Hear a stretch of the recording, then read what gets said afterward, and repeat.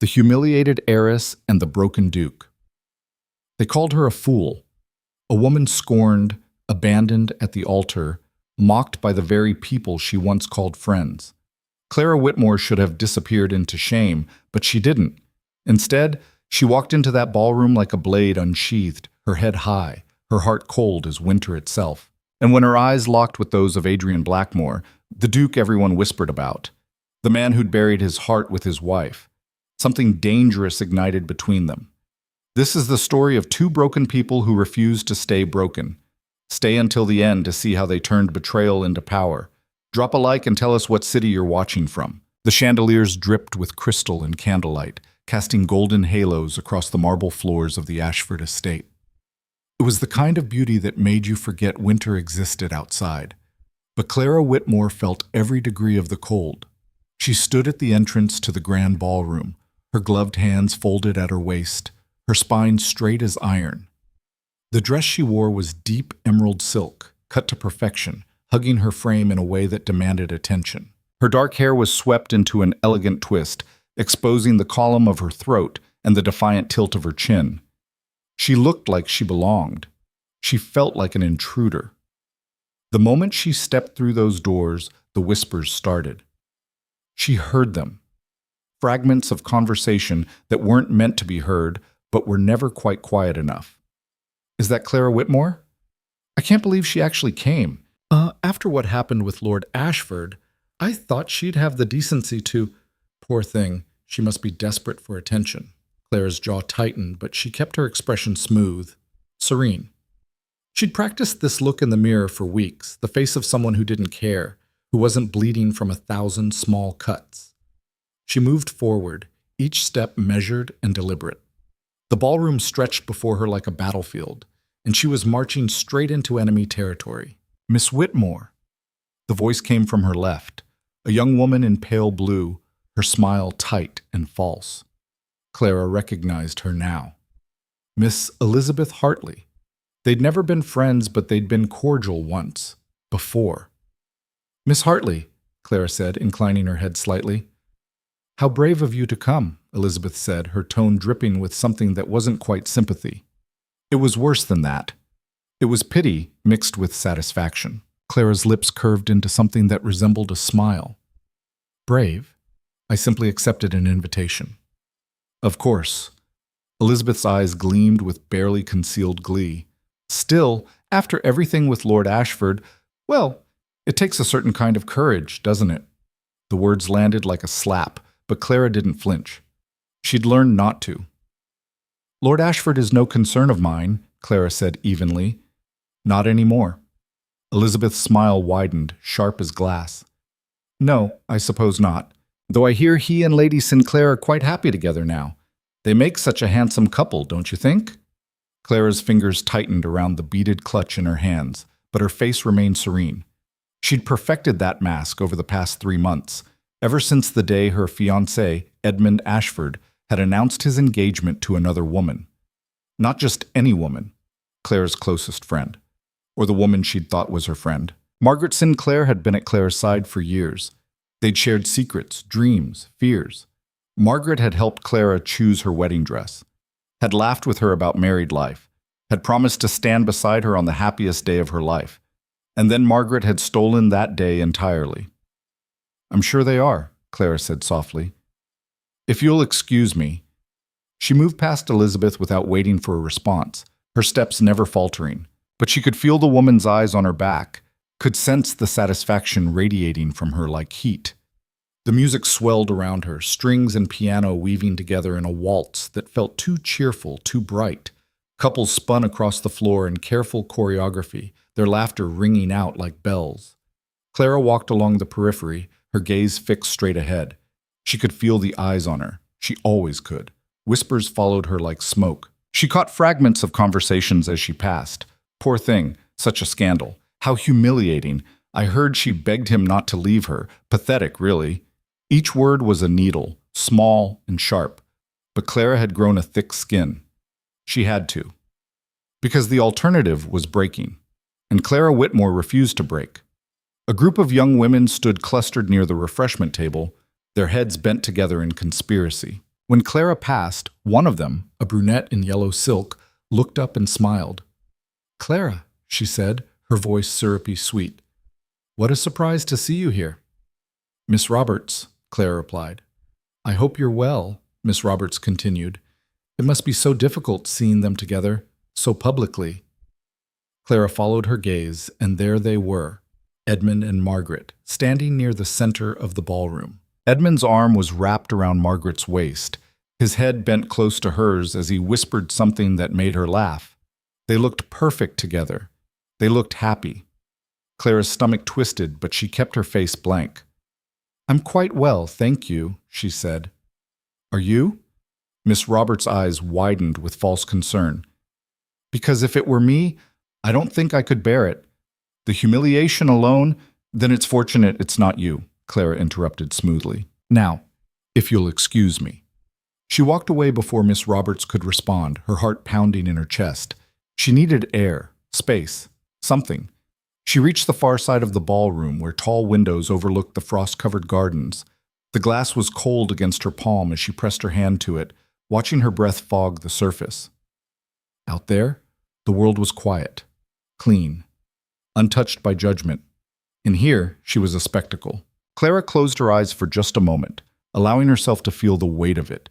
The shame, the anger, the bone-deep exhaustion of pretending she was fine when everything inside her was screaming. 3 months ago, her life had been perfect. She'd been engaged to one of the most eligible men in society. She'd had friends, status, a future that glittered with promise. And then Edmund had come to her drawing room on a Tuesday afternoon, his expression grave, and told her he couldn't marry her. "I don't love you," he'd said, simple as that. "I thought I did. I wanted to. But I don't." Clara had stared at him, the words not quite making sense.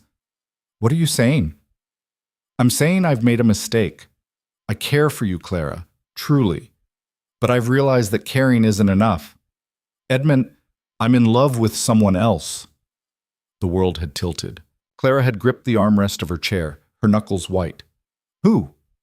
Edmund had hesitated, and in that hesitation Clara had known. "Margaret," she'd whispered. Edmund hadn't denied it. The scandal had erupted within days. Whispers turned to gossip. Gossip turned to headlines. Ashford air breaks engagement for society beauty. Miss Whitmore left heartbroken as fiancé chooses friend. Clara's father had raged. Her mother had wept. Her younger sister had looked at her with something that might have been pity or might have been relief that it wasn't her. And Clara had locked herself in a room for 2 weeks, refusing to see anyone, refusing to eat, refusing to exist in a world that had turned so cruel so quickly. But then something had shifted. She'd looked at herself in the mirror one morning, hollow-eyed, pale, defeated, and something inside her had hardened. No, she would not disappear, would not hide, would not give them the satisfaction of seeing her crumble. If they wanted a spectacle, she'd give them one, but on her terms. So she'd accepted the invitation to the Ashford Winter Ball. The very family that had discarded her was hosting, and she would walk into that ballroom with her head high and her armor on. Let them stare. Let them whisper. She would not be broken.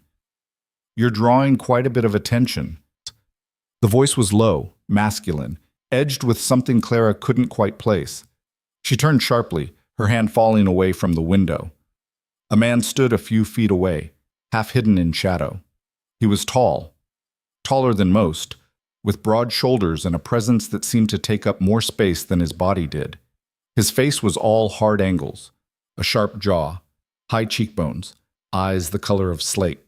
His dark hair was slightly disheveled, as if he'd run his hand through it once too often. He looked like he didn't want to be here. Clara could relate.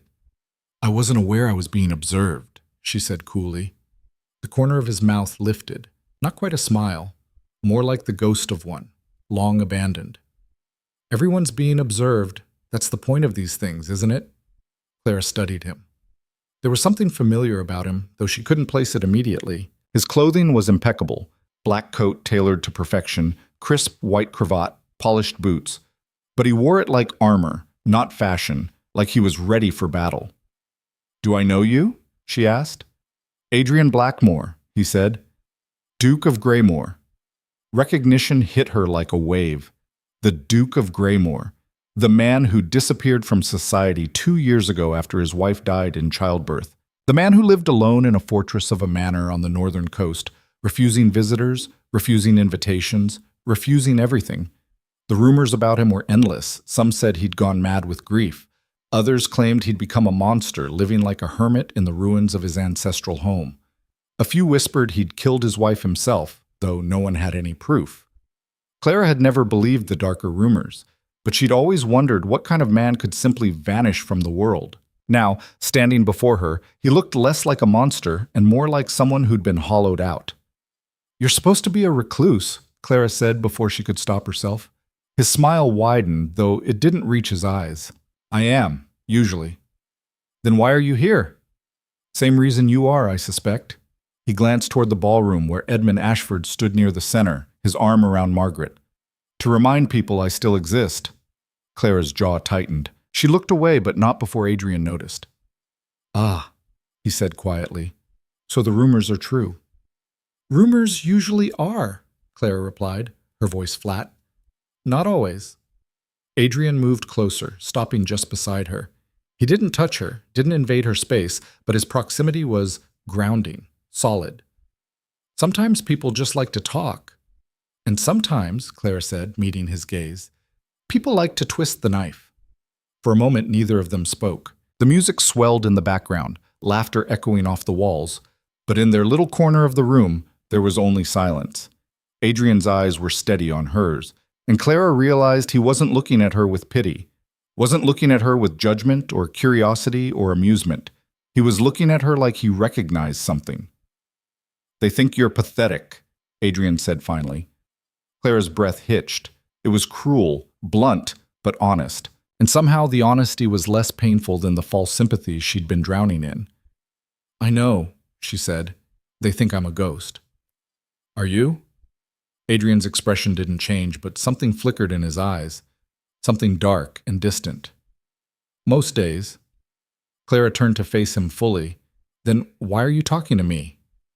"Because," Adrian said slowly, his gaze never leaving hers, "you're the only person in this room who looks like they'd rather be anywhere else. And misery loves company." Clara almost laughed. Almost. Instead, she said, "That's a low bar." "Maybe." Adrian tilted his head, studying her with an intensity that made her skin prickle. "But you're still standing. That's more than most would manage." Clara wasn't sure if it was a compliment or an observation. Either way, it settled something in her chest, something tight and coiled that had been threatening to snap. "Standing isn't the same as winning," she said quietly. "No," Adrian agreed. "But it's a start." Before Clara could respond, a new voice cut through the air. "Clara!" She went rigid. "Edmund." She turned slowly, her face carefully blank. And there he was. Her former fiancé, golden-haired and charming, his smile as easy as it had always been. Margaret stood beside him, her hand tucked into the crook of his elbow, her expression smug. Clara's heart hammered in her chest, but she kept her breathing even, controlled. "Edmund," she said evenly. "It's good to see you," Edmund said, as if they were old friends, as if he hadn't shattered her entire world 3 months ago. "I wasn't sure you'd come." "I had no reason not to," Clara replied. Edmund's smile faltered, just for a second, just long enough for Clara to see the discomfort flicker across his face. "Good. Well, I'm glad you did. I wanted to—" "Introduce us?" Clara interrupted, her gaze sliding to Margaret. "There's no need. We're already acquainted." Margaret's smile tightened. Her blue eyes, once warm and friendly, now looked hard, cold. "Clara." "Margaret." The silence that followed was sharp enough to cut. Clara could see the calculation in Margaret's eyes, the slight tension in her jaw. She was trying to decide how to play this. Edmund cleared his throat.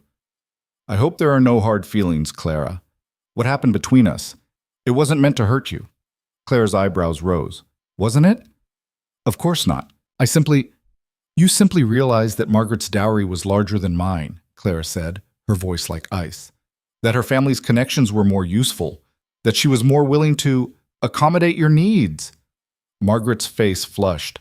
"That's not—" True? Clara finished. Please, we're all adults here.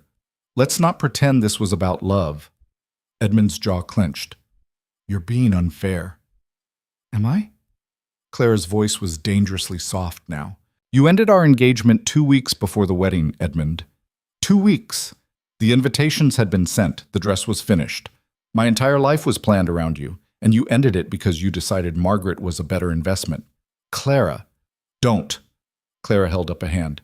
Don't apologize. Don't make excuses, and don't insult my intelligence by pretending you didn't calculate every aspect of this. Edmund's face darkened. I thought you'd moved past this. Moved past it? Clara laughed, and the sound was bitter. Edmund, it's been 3 months. 3? You expected me to be over it already? I expected you to show some grace, Edmund said tightly. Grace? Clara repeated the word like it was poison. You want grace. From me. After everything. Margaret shifted beside him, her fingers tightening on his arm.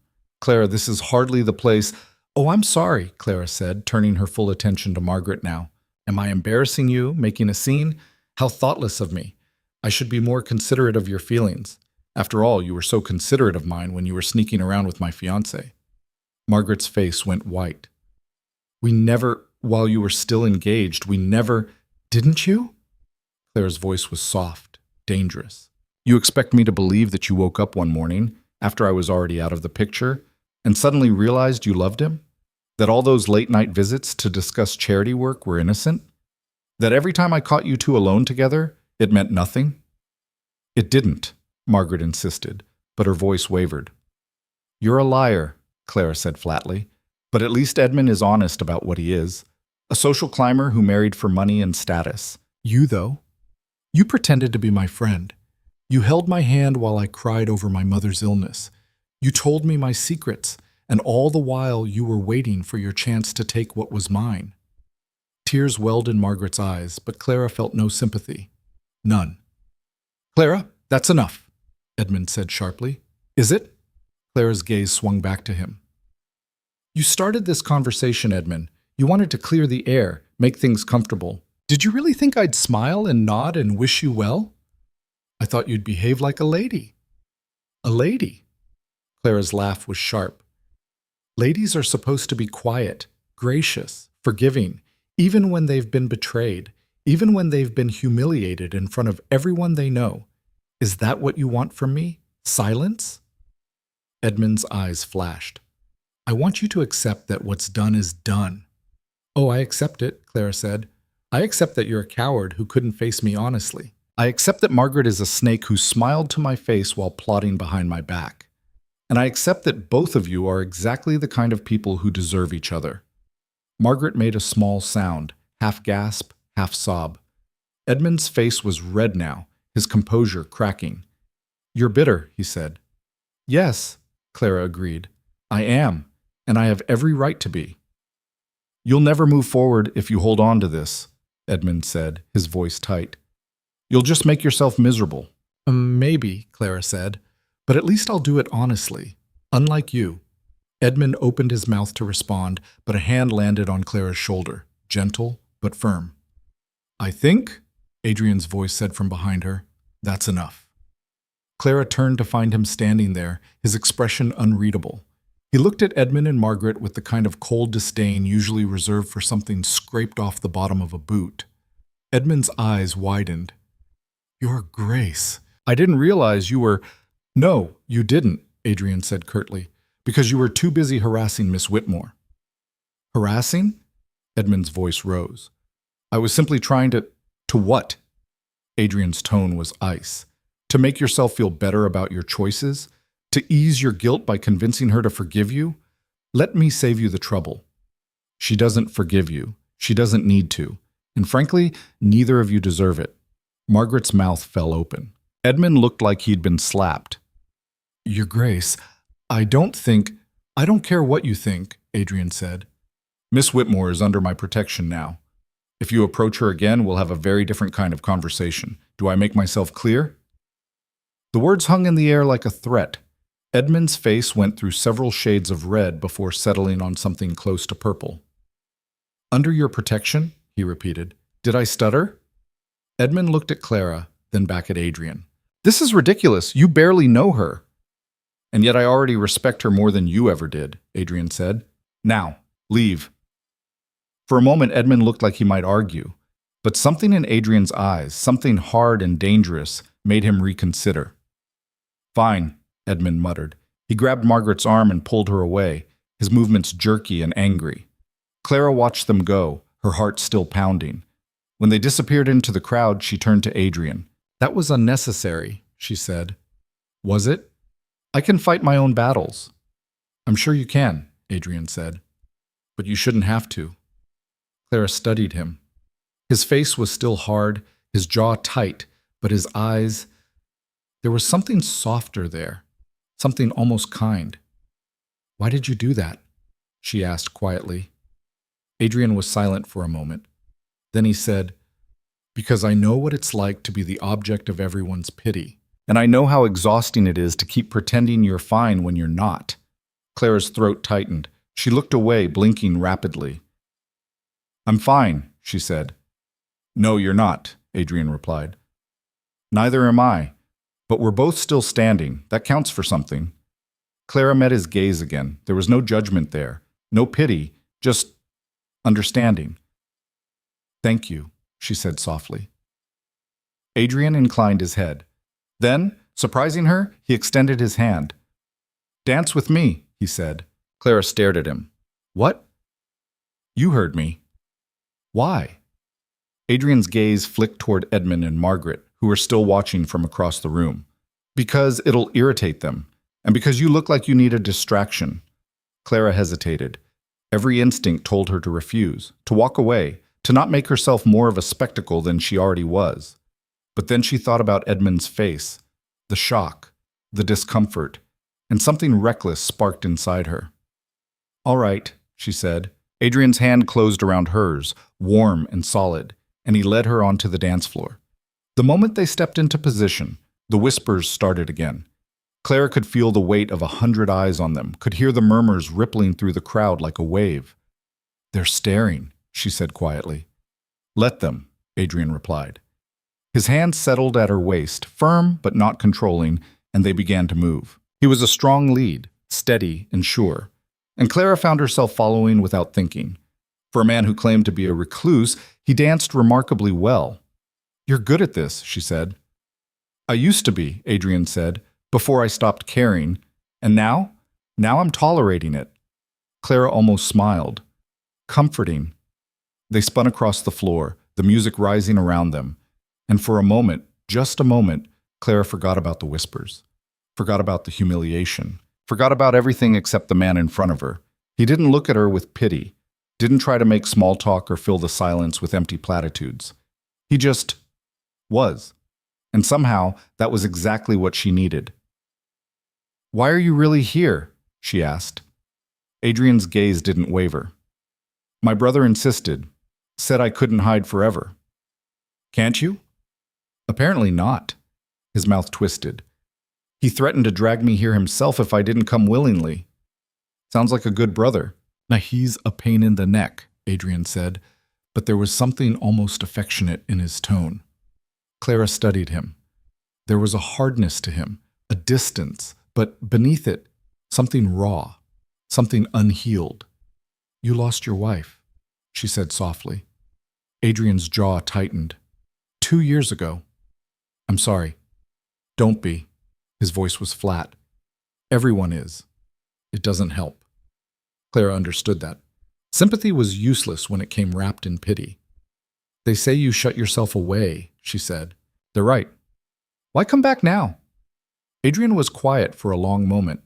The music swelled around them, other couples spinning past in a blur of color and movement.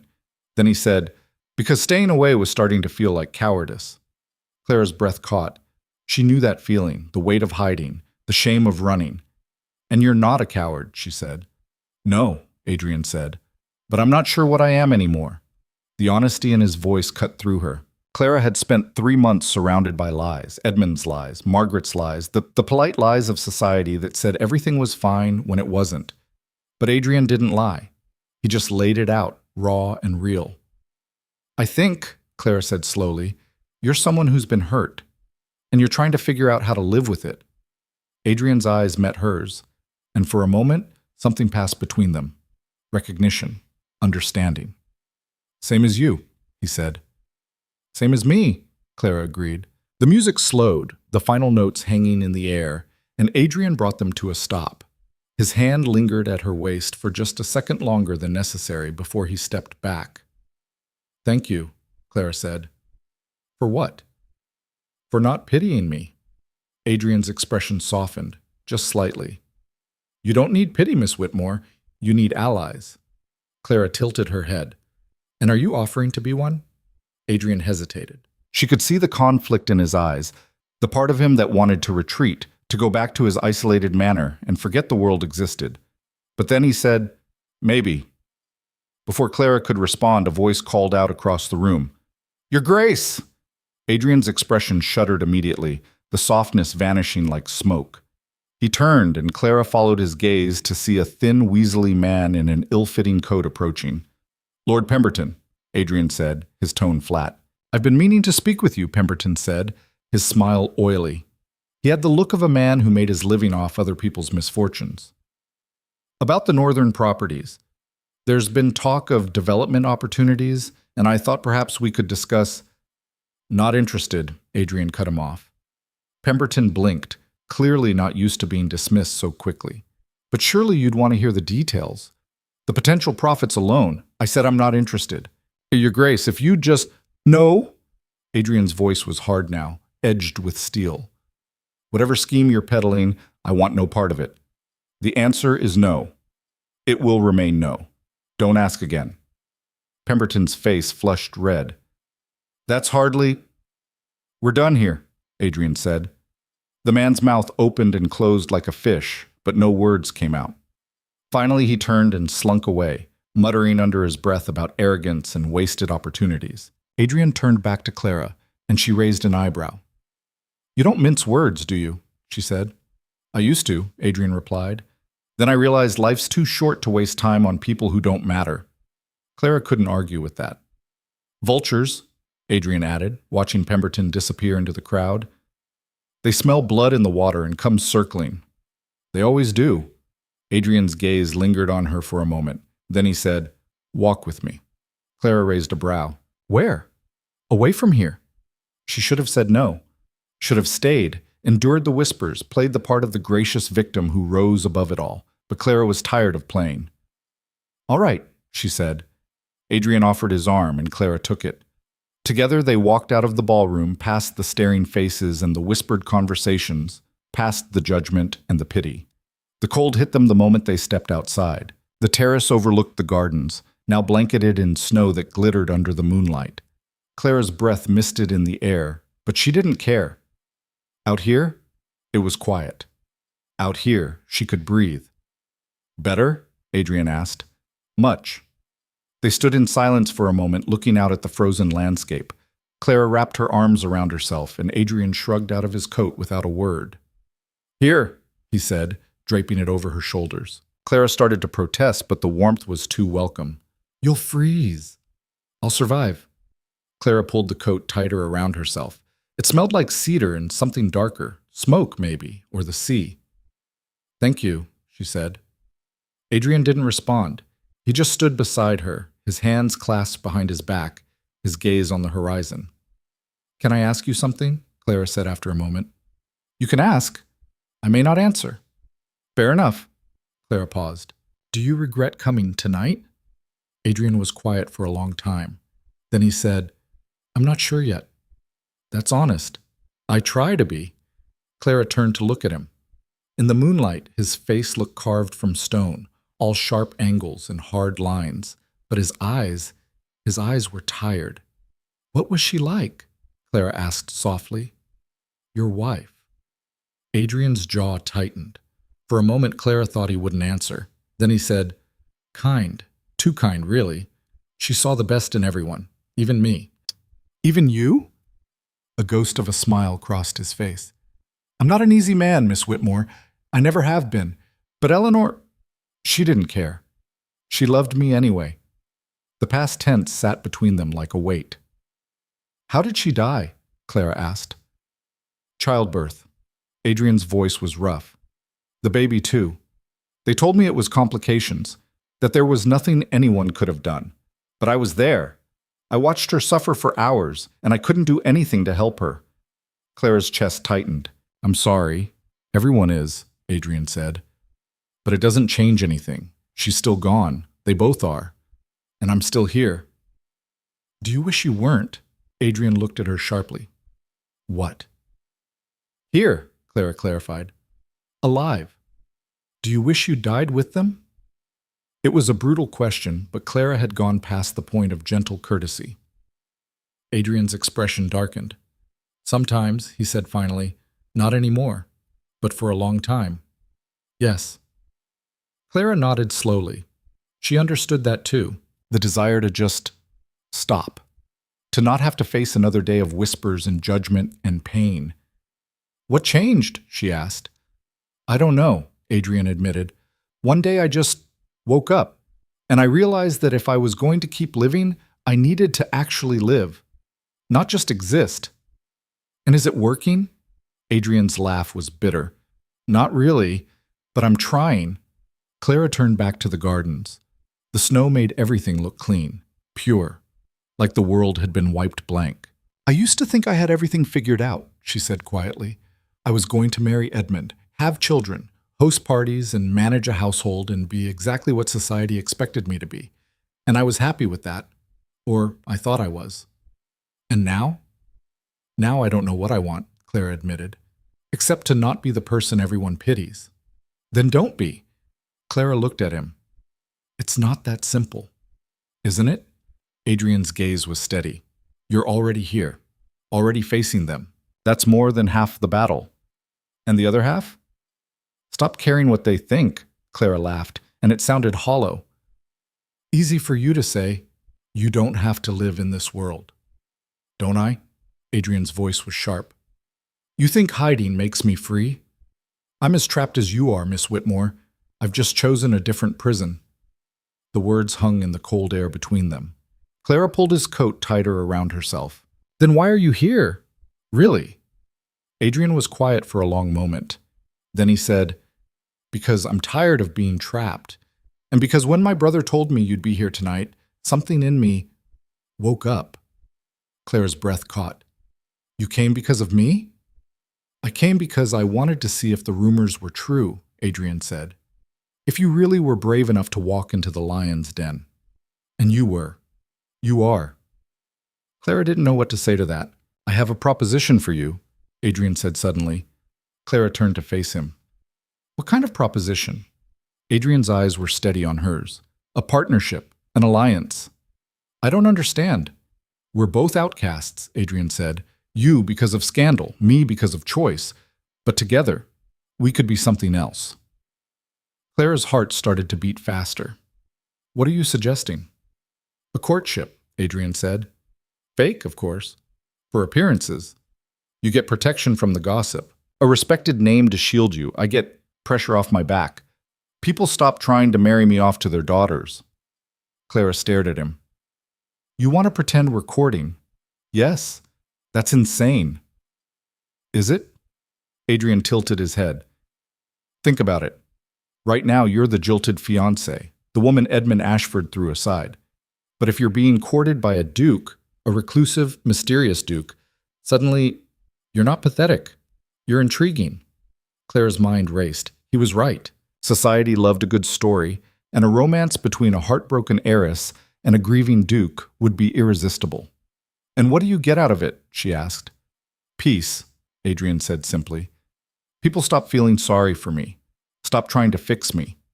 If I'm courting you, I have a reason to be out in society that doesn't involve being available for matchmaking. Clara turned away, her thoughts spinning. It was crazy, reckless, exactly the kind of thing she would never normally consider, but nothing about her life was normal anymore. How would it work? She asked. We'd be seen together, publicly. Dances, dinners, the occasional ride in the park. Nothing too intimate, but enough to start rumors. And when it ends? We part amicably, Adrian said. Mutual decision, no scandal, You'll have had time to recover your reputation, and I'll have bought myself more peace. Clara looked at him. In the moonlight, he looked almost otherworldly, like something carved from ice and shadow. "Why me?" she asked. "Because you don't want anything from me," Adrian said, "and I don't want anything from you. We're both just trying to survive." Clara bit her lip. Every rational part of her brain was screaming at her to say no, to walk away, to not complicate her life further. But the part of her that had walked into that ballroom tonight, the part that refused to hide, refused to break, that part was listening. "I'll think about it," she said finally. Adrian nodded. "That's all I ask." They stood in silence for another moment. Then Clara shivered and Adrian straightened. "You should go back inside," he said, "before you freeze." Clara started to shrug off his coat, but he stopped her. "Keep it, for now." Clara looked up at him. "When will I see you again?" "Soon," Adrian said, "if you decide you want to." He turned and walked back toward the ballroom, leaving Clara alone on the terrace. She stood there for a long time, wrapped in his coat, staring out at the frozen gardens. And for the first time in 3 months, she felt something other than pain. She felt possibility. Clara didn't sleep that night. She lay in her bed, staring at the canopy above her, Adrian's coat still draped over the chair in the corner of her room. The fabric held his scent, cedar and salt air, and every time she looked at it, her mind spun through the same impossible question. Should she do it? A fake courtship with a man she barely knew. A duke who'd hidden himself away for 2 years. A stranger who looked at her like he understood exactly what kind of hell she was living through. It was madness. It was also the first thing that had made sense in months. By the time dawn broke through her window, Clara had made her decision. She would do it. Not because she needed rescuing, not because she wanted a man to fix her problems, but because Adrian Blackmore had offered her something no one else had, a way to fight back on her own terms. If society wanted to whisper about her, let them whisper about something that mattered. She dressed carefully that morning, choosing a deep burgundy walking dress with black trim. Her maid Sophie noticed the dark circles under her eyes, but said nothing. Sophie had been with Clara since she was 16, and she knew when to stay quiet. "Where are we going, miss?" Sophie asked as she pinned Clara's hair into a simple twist. "The park," Clara said. "I need air." Sophie's hands paused. "Will you be taking the carriage?" "No, I'll walk." "Miss, are you certain that's wise? After last night—" "I'm certain," Clara said firmly. Sophie's lips pressed into a thin line, but she nodded. She knew better than to argue when Clara used that tone. 20 minutes later, Clara stepped out into the crisp morning air, wrapped in a black wool cloak. The streets were quiet at this hour. Most of society was still sleeping off last night's festivities. But Clara had never been good at sleeping when her mind was racing. She walked through the gates of Hyde Park, her boots crunching on the frost-covered paths. The trees were bare, their branches reaching toward the gray sky like skeletal fingers. A few early riders cantered past on horseback, their breath misting in the cold. Clara found a bench near the Serpentine and sat, watching the ducks glide across the water. It was peaceful here, empty. No one to stare or whisper or judge. "I thought I might find you here." Clara's head snapped up. Adrian stood a few feet away, dressed in a dark greatcoat and tall boots. His hair was windblown, his cheeks slightly flushed from the cold. "How did you know where I'd be?" Clara asked. "I didn't," Adrian admitted. "I was riding and saw you. Coincidence." Clara doubted that. Adrian didn't seem like the type who left things to chance. "May I?" he asked, gesturing to the bench. Clara nodded, and he sat beside her. For a moment, neither of them spoke. They just watched the water, the silence between them comfortable in a way Clara hadn't expected. "I've been thinking about your proposal," Clara said finally. Adrian's expression didn't change. "And?" "I'll do it." Something flickered in his eyes, surprise maybe, or relief. "You're certain?" "No," Clara said honestly, "but I'm tired of hiding, tired of being the victim everyone pities. If this gives me a way to take control of my own story, then yes, I'll do it." Adrian studied her for a long moment. Then he said, "There are rules we'll need to establish." "Rules?" "Boundaries," Adrian clarified. "This is an arrangement, not a romance. We need to be clear about what it is and what it isn't. Clara nodded slowly. All right, what do you suggest? Adrian leaned back against the bench. First, we keep it professional. No real feelings, no expectations beyond what we've agreed to. Agreed. Second, we're honest with each other. If either of us wants out, we say so. No dramatics. Fine. Third, Adrian said, his voice softer now, we protect each other. From gossip, from pressure, from anyone who tries to use this against us. We're allies, partners. Clara met his gaze. Partners. Yes. And how long does this partnership last? Adrian was quiet for a moment. 6 months. Long enough for you to rebuild your reputation and for me to convince my family I'm not a lost cause. After that, we part ways amicably. 6 months? Half a year of pretending to care for a man she didn't know, half a year of public appearances and manufactured affection. It should have felt impossible. Instead, it felt like a lifeline. All right, Clara said. 6 months. Adrian extended his hand. Then we have an agreement. Clara took his hand and they shook on it. His grip was firm, warm, and when he released her, Clara felt the absence of it immediately. When do we start? She asked. Today, Adrian said. Right now, in fact. Clara blinked. What? Adrian stood and offered her his arm. Walk with me. Let's give them something to talk about. Clara looked around. The park was starting to fill with morning strollers, ladies with their maids, gentlemen on horseback, families with children, and every single one of them was watching. Clara's heart hammered in her chest, but she stood and took Adrian's arm. Chin up, Adrian murmured as they began to walk. You're courting a duke now. Act like it. Despite herself, Clara almost smiled. They walked along the path, their steps slow and measured. Clara could feel the eyes on them, could hear the whispers starting. Is that Clara Whitmore? With the Duke of Greymore. I thought he never left his estate. Well, clearly he's left it now. Adrian's expression remained neutral, but Clara caught the slight tightening of his jaw. Ignore them, he said quietly. I'm trying. Try harder. They rounded a bend, and Clara saw a group of women clustered near the water's edge. One of them was Elizabeth Hartley, the woman who'd taken such pleasure in Clara's humiliation last night. Elizabeth's eyes widened when she saw them. She said something to the women beside her, and they all turned to stare. Adrian didn't slow down. If anything, he guided Clara closer. Miss Hartley, he said as they passed, his tone polite but cold. Elizabeth stammered something in response, but Adrian didn't stop to hear it. Clara bit back a laugh. That was petty. I prefer the term strategic, Adrian replied. They continued walking, and Clara found herself relaxing into the rhythm of it. Adrian was easy to walk with, his pace steady, his presence solid. He didn't try to fill the silence with meaningless chatter, and Clara appreciated that. You'll need to be seen at more events, Adrian said after a while. Dinners, the theater, maybe a ball or two. Clara's stomach twisted. More balls? I'm afraid so. The point is to be visible. To remind people, you're not broken. Even if I am? Adrian glanced at her. Are you? Clara didn't answer right away. Was she broken?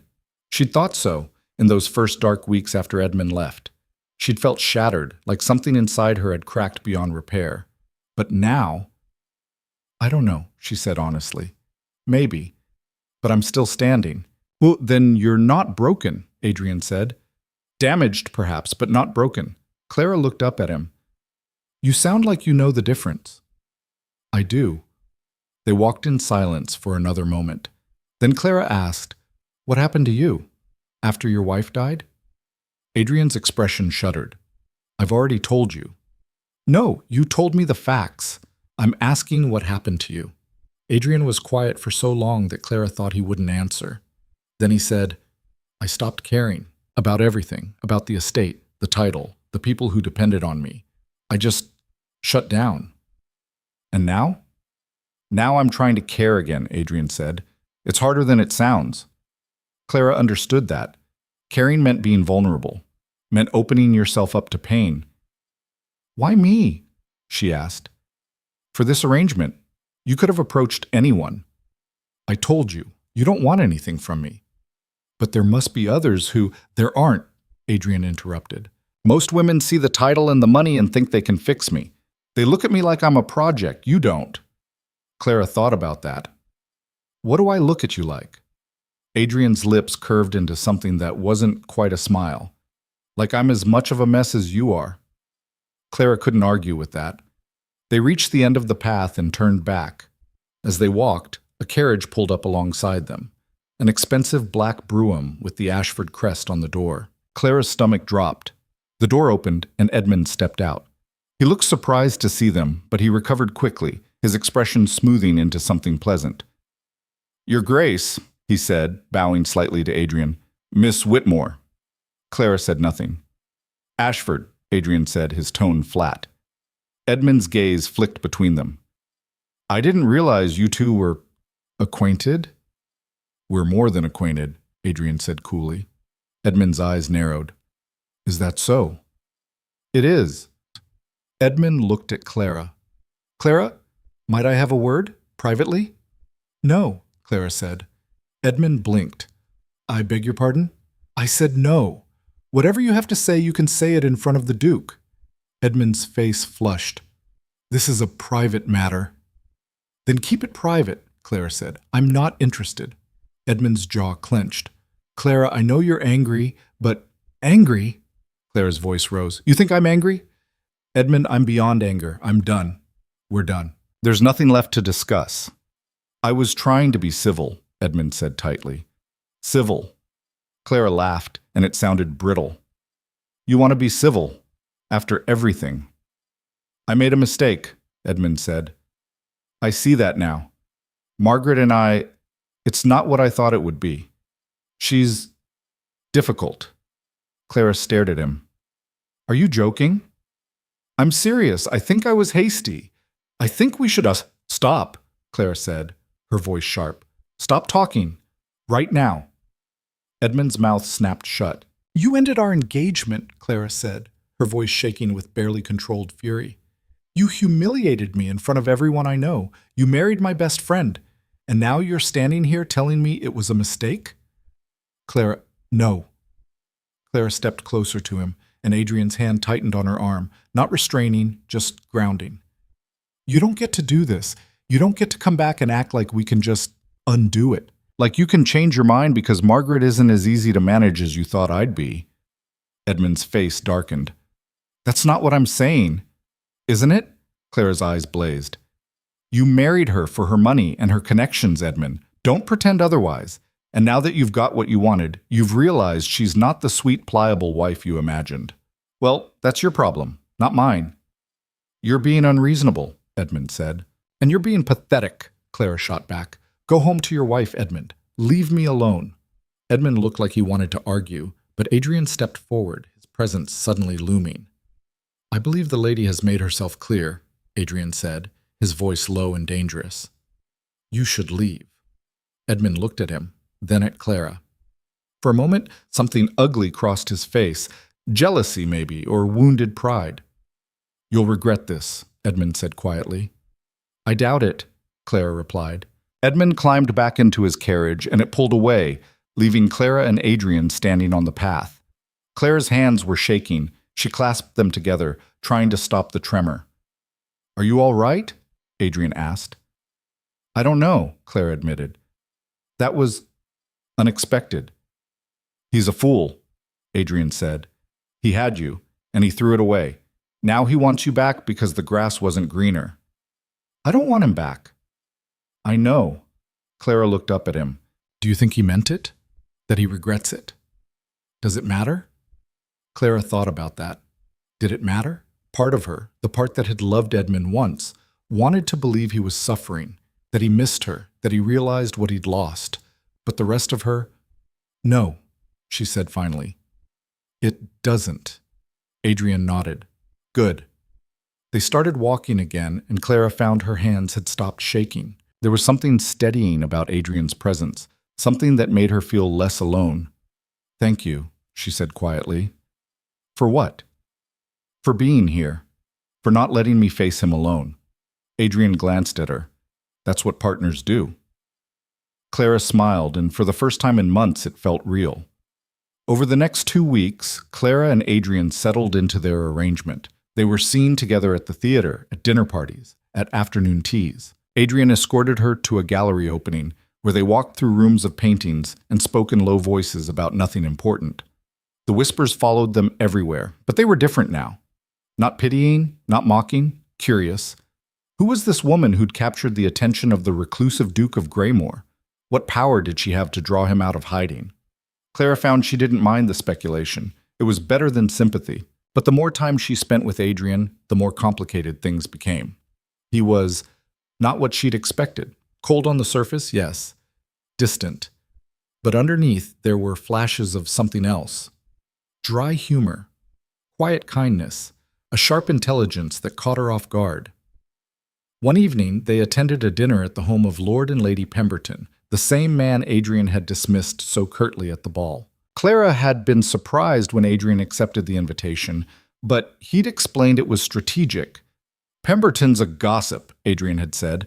"If we attend his dinner, everyone will know about it by morning." Clara had agreed, though she dreaded the evening. The dinner was exactly as tedious as she'd feared. The food was mediocre, the conversation worse. Lady Pemberton spent most of the meal bragging about her daughter's upcoming debut, while Lord Pemberton tried, and failed, to corner Adrian into discussing business. Clara sat beside Adrian, picking at her food and wondering how much longer she'd have to endure this. "You look miserable," Adrian murmured. Clara glanced at him. "Is it that obvious?" "Only to me." Clara bit back a smile. "How much longer?" "Another hour, at least. I may die of boredom." "I'll make sure it's noted on your headstone," Adrian said dryly. Clara pressed her lips together to keep from laughing. Across the table, Lady Pemberton was still talking, oblivious. "How do you stand these things?" Clara whispered. "I don't," Adrian replied. "I avoid them whenever possible." "And yet here you are." "Here we are," Adrian corrected, "suffering together." Clara did smile then, and Adrian's expression softened just slightly. The dinner dragged on, course after course, until finally Lady Pemberton stood and suggested the ladies retire to the drawing room while the men took their port. Clara wanted to refuse, but that would be rude. So she followed the other women into a stuffy room decorated with too much lace and listened to them discuss the latest fashions from Paris. She was contemplating faking a headache when the door opened and Adrian appeared. The women fell silent, staring. "Your Grace," Lady Pemberton said, flustered. "The gentlemen aren't finished." "I'm finished," Adrian said. "Miss Whitmore, would you care to take some air?" Clara stood immediately. "Yes, thank you." She crossed the room and took his arm, ignoring the shocked whispers behind her. Adrian led her out onto a small balcony overlooking the garden. The night was cold, the stars bright overhead. "Thank you," Clara said. "I was going mad in there." "I could tell," Adrian said. "You had the look of someone contemplating murder." Clara laughed. "Only mild violence. Restrained of you." They stood in comfortable silence for a moment. Then Clara said, "You didn't have to rescue me." "I know. I wanted to." Clara looked at him. In the moonlight, his face was all shadows and angles. Handsome, she realized. She'd noticed before, but now it struck her more forcefully. "Why?" she asked. Adrian met her gaze. "Because you looked like you needed rescuing. And because I was bored. Honest as always." "I try to be." Clara turned back to the garden. "Do you ever lie?" "Rarely. Lies are exhausting." "So is the truth sometimes." "Yes," Adrian agreed. "But at least with the truth, you don't have to remember what you said." Clara smiled. "That's practical." "I'm a practical man." "Are you?" Adrian tilted his head. "You doubt it?" "A practical man wouldn't have agreed to a fake courtship with a woman he barely knows." "Fair point." Adrian was quiet for a moment. Then he said, "Maybe I'm more reckless than I thought." Clara's heart did something strange in her chest. She ignored it. "We should go back inside," she said, "before they start talking." "They're already talking," Adrian pointed out. "Then we shouldn't give them more ammunition." Adrian nodded, but he didn't move. He just stood there, looking at her with an expression she couldn't read. "What?" Clara asked. "Nothing," Adrian said. "Just, You're different than I expected. In what way? Stronger. I thought you'd be fragile, breakable. But you're not. Clara's throat tightened. I don't feel strong. You are, Adrian said, whether you feel it or not. Clara didn't know what to say to that, so she just nodded and they went back inside. But his words stayed with her. You're stronger than you think. The arrangement continued. More dinners, more public appearances, more whispered conversations and carefully manufactured affection. And somewhere along the way, Clara realized it was getting harder to remember this was fake. Adrian made her laugh, made her feel seen. He didn't try to fix her or change her or make her into something she wasn't. He just accepted her. And that was dangerous. One afternoon, they were riding in Hyde Park, Adrian on a massive black stallion, Clara on a gentle mare. They'd just finished a loop around the Serpentine when Clara saw them. Edmund and Margaret. They were walking together, Margaret's hand on Edmund's arm. They looked every inch the perfect couple, golden and beautiful and happy. Clara's stomach twisted. Adrian noticed immediately. Do you want to leave? No, Clara said. I'm fine. You're lying. Maybe. Adrian brought his horse alongside hers. We can go, right now. No, Clara said more firmly. I'm not running from them. Not anymore. Adrian studied her, then nodded. All right, then let's give them a show. Before Clara could ask what he meant, Adrian dismounted and came to her side. He reached up, and Clara realized he meant to help her down. She let him. His hands were strong on her waist as he lifted her from the saddle, and when he set her on the ground, he didn't immediately step back. What are you doing? Clara whispered. Making a point, Adrian murmured. Then he tucked her hand into the crook of his elbow and led her directly toward Edmund and Margaret. Clara's heart hammered, but she kept her chin up. Edmund saw them first. His expression went tight. Your Grace, he said stiffly. Clara. Ashford, Adrian replied. Lady Ashford. Margaret flinched at the title. She still wasn't used to it, Clara realized. Still wasn't comfortable being called by the name that should have been Clara's. Good. How nice to see you both, Adrian continued, his tone perfectly polite and completely insincere. Out enjoying the weather? We were, Edmund said. His gaze kept darting to Clara. And you? The same. Though I find the company makes all the difference. Adrian's hand covered Clara's where it rested on his arm. The gesture was possessive, intimate. Clara felt her face heat, but she didn't pull away. Margaret's eyes widened. Are you two? That is, are you courting? We are, Clara said before Adrian could respond. Edmund's jaw clenched. How long has this been going on? Long enough, Clara replied. I see. Edmund's voice was tight. Well, congratulations. Thank you, Adrian said smoothly. We're very happy. The lie sat between them, but it didn't feel like a lie anymore. If you'll excuse us, Adrian said, we have an engagement. He guided Clara away before either Edmund or Margaret could respond. They walked in silence for a full minute. Then Clara said, That was cruel? Was it? Yes, and I loved every second of it. Adrian's lips twitched. Good. Clara looked up at him. Thank you. For what? For making them squirm. My pleasure.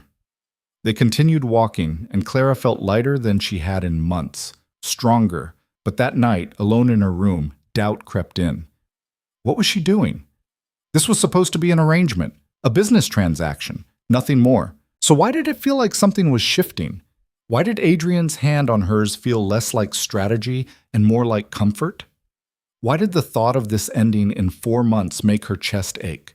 Clara pressed her hands to her face, trying to steady herself. This was dangerous. She'd promised herself she wouldn't get attached, wouldn't let her guard down. But Adrian Blackmore was making that impossible, and Clara had no idea what to do about it. The answer came to Clara 3 days later, delivered in the form of a cream-colored envelope bearing the Blackmore crest. She opened it in her morning room, the weak winter sunlight streaming through the windows. Inside was a single card, the handwriting bold and angular. Dinner tonight, my townhouse. We need to talk. A. Clara's heart kicked against her ribs. The formality of it felt wrong. They'd moved past formalities weeks ago. And we need to talk never meant anything good. She sent back a brief acceptance and spent the rest of the day trying not to imagine what Adrian wanted to discuss. Was he ending it? Had he grown tired of the arrangement? Had someone said something, discovered something? By the time her carriage arrived at the Blackmore townhouse that evening, Claire's nerves were stretched thin. The butler showed her into a dining room that was surprisingly intimate, a small table set for two, candles already lit, fire crackling in the hearth. It should have felt warm. Instead, it felt like a trap. Adrian stood by the window, his back to her. He was dressed simply, no formal coat, just a white shirt and dark waistcoat. His sleeves were rolled to his elbows, and Claire could see the tension in his shoulders. "You're early," he said without turning. "You said it was important." Adrian turned then, and Clara's breath caught. He looked exhausted. Dark circles shadowed his eyes, and his jaw was tight with something that looked like pain. "Are you ill?" she asked. "No." Adrian crossed to the table and poured 2 glasses of wine. He handed one to Clara. "Sit, please." Clara sat, her unease growing. Adrian took the chair across from her but didn't touch his wine. "What's wrong?" Clara asked. Adrian was quiet for a long moment. Then he said, "Edmund came to see me yesterday." Clara's stomach dropped. "What?" "He showed up at my door, demanded to speak with me." "About what?" Adrian's expression was grim. "About you. About us. He thinks I'm taking advantage of you." Clara's hands tightened around her glass. "That's absurd." "Is it?" Adrian's gaze was steady. "From the outside, it probably looks exactly like that. A wealthy duke, a vulnerable woman recently jilted. He's not entirely wrong to be concerned." "He has no right to be concerned about anything I do," Clara said sharply. "I know. I told him as much, but he's threatening to make trouble." "What kind of trouble?" Adrian leaned back in his chair. "He's claiming our courtship is inappropriate, that it started too soon after your broken engagement, that I'm exploiting your emotional state." Clara felt heat rise in her cheeks. "He's trying to ruin my reputation. Again." "He's trying to protect his own," Adrian said. "If you're successfully courting a duke, it makes him look like even more of a fool for leaving you. He can't have that." Clara set her glass down hard enough that wine sloshed over the rim. "So what does he want? For us to stop seeing each other?" "Yes." "And if we don't?" Adrian's jaw tightened. "He'll spread rumors. He has friends in certain circles, journalists, gossip columnists. He can make our lives very difficult." Clara stared at him. "Are you saying you want to end this?" "I'm saying we need to be strategic," Adrian replied. "This arrangement was supposed to protect you, not make things worse." "It's not making things worse, Edmund is.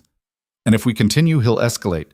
You'll be dragged through the mud again, and this time it'll be worse because—" Adrian stopped abruptly. "Because what?" Clara demanded. Adrian looked away. "Because people will believe him.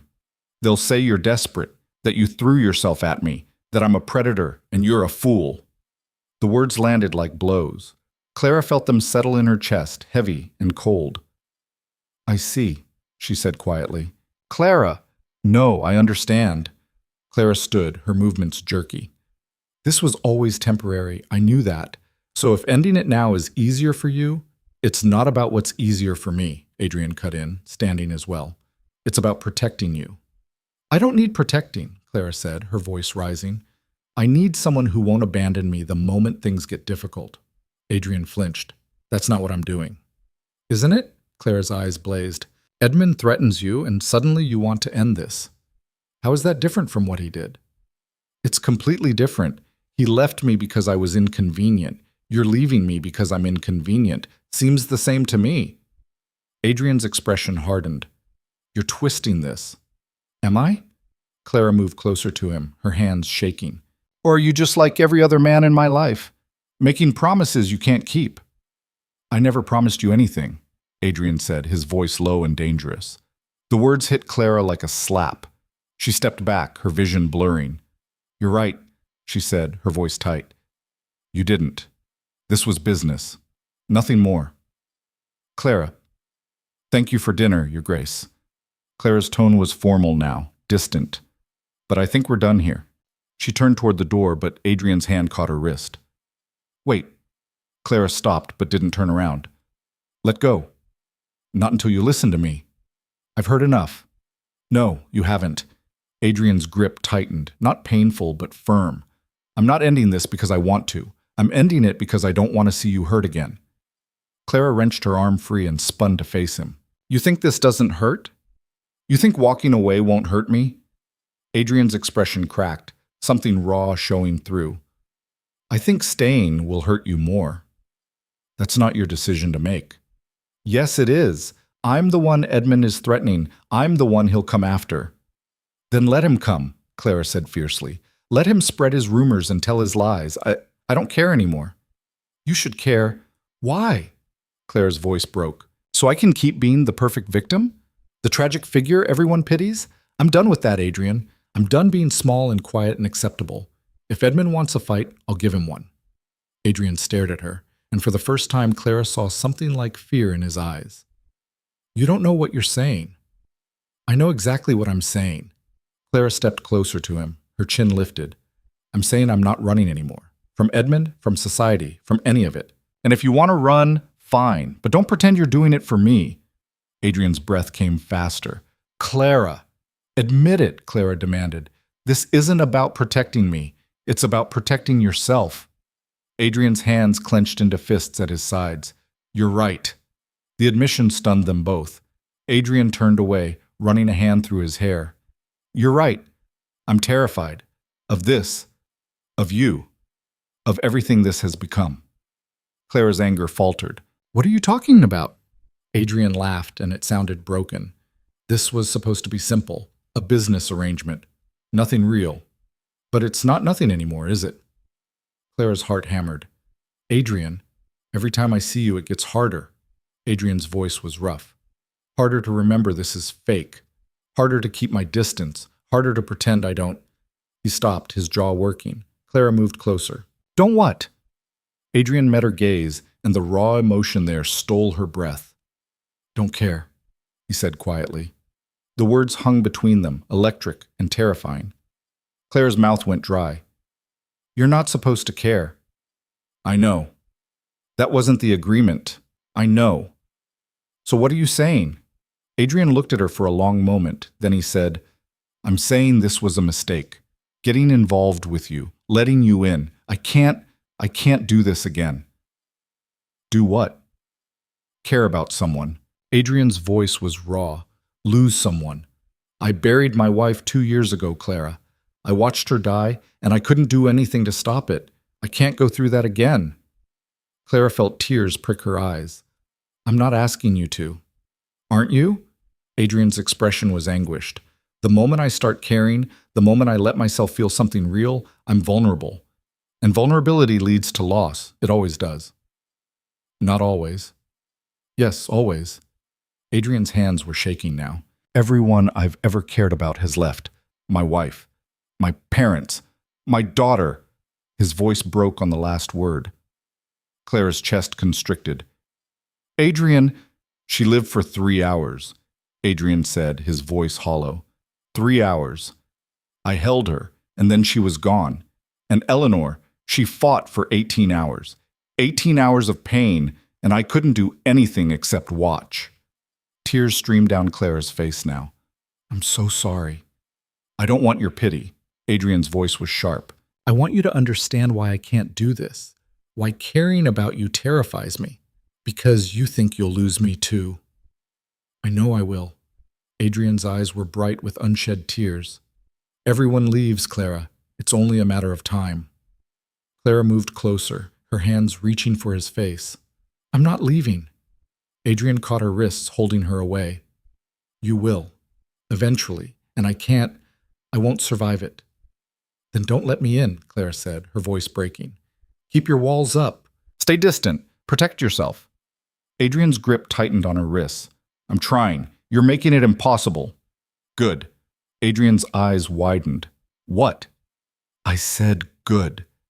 Clara's voice was fierce despite the tears. I'm glad I'm making it impossible. Because you can't live like this forever, Adrian. Hiding. protecting yourself from feeling anything. That's not living. That's existing. Existing is safer. Existing is lonely. Adrian's expression crumpled. I know. Clara pulled her wrists free, and this time Adrian didn't stop her when she cupped his face in her hands. I'm not asking you to love me, she said softly. I'm asking you to stop running from the possibility that you might. Adrian's breath shuddered. I don't know if I can. Then don't decide now. Just don't end this. Not yet. Adrian closed his eyes, and Clara felt wetness on her palms. He was crying, silent tears slipping down his face. She'd never seen him like this. Vulnerable, broken open, human. I'm so tired, Adrian whispered. I know. I don't know how to do this. Neither do I, Clara admitted. But we can figure it out together. Adrian opened his eyes, and the look in them made Clara's breath catch. What if I hurt you? He asked. What if I hurt you? I'm already hurt. So am I. They stood there, inches apart, both trembling. Clara could feel the heat of him, could see the war in his eyes. Then Adrian said, I need to show you something. He took her hand and led her out of the dining room, up the stairs, down a long hallway. They stopped in front of a closed door. Adrian's hand hovered over the handle. No one's been in here since she died. Clara's throat tightened. Adrian, you don't have to. Yes, I do. He opened the door. The room was a nursery. Soft blues and creams, a wooden cradle in the corner, toys still arranged on shelves.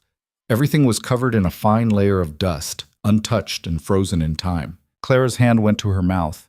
Adrian stood in the doorway, not entering. I meant to clear it out, after, but I couldn't.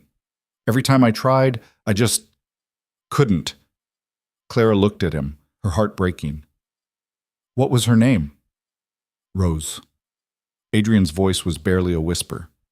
We were going to call her Rose. Clara moved into the room, her footsteps quiet on the thick carpet. She touched the cradle gently, then turned back to Adrian.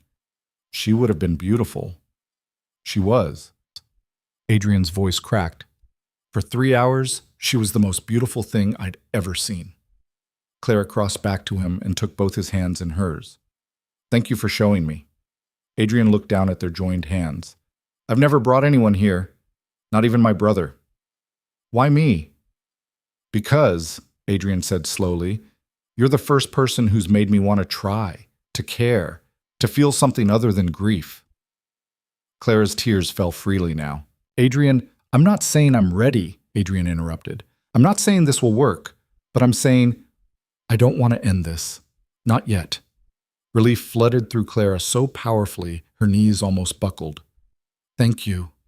Adrian pulled her close, and Clara went willingly, pressing her face against his chest. She could feel his heart hammering, could feel the way his arms tightened around her. If we do this, Adrian said into her hair, we do it honestly. No more pretending. No more fake courtship.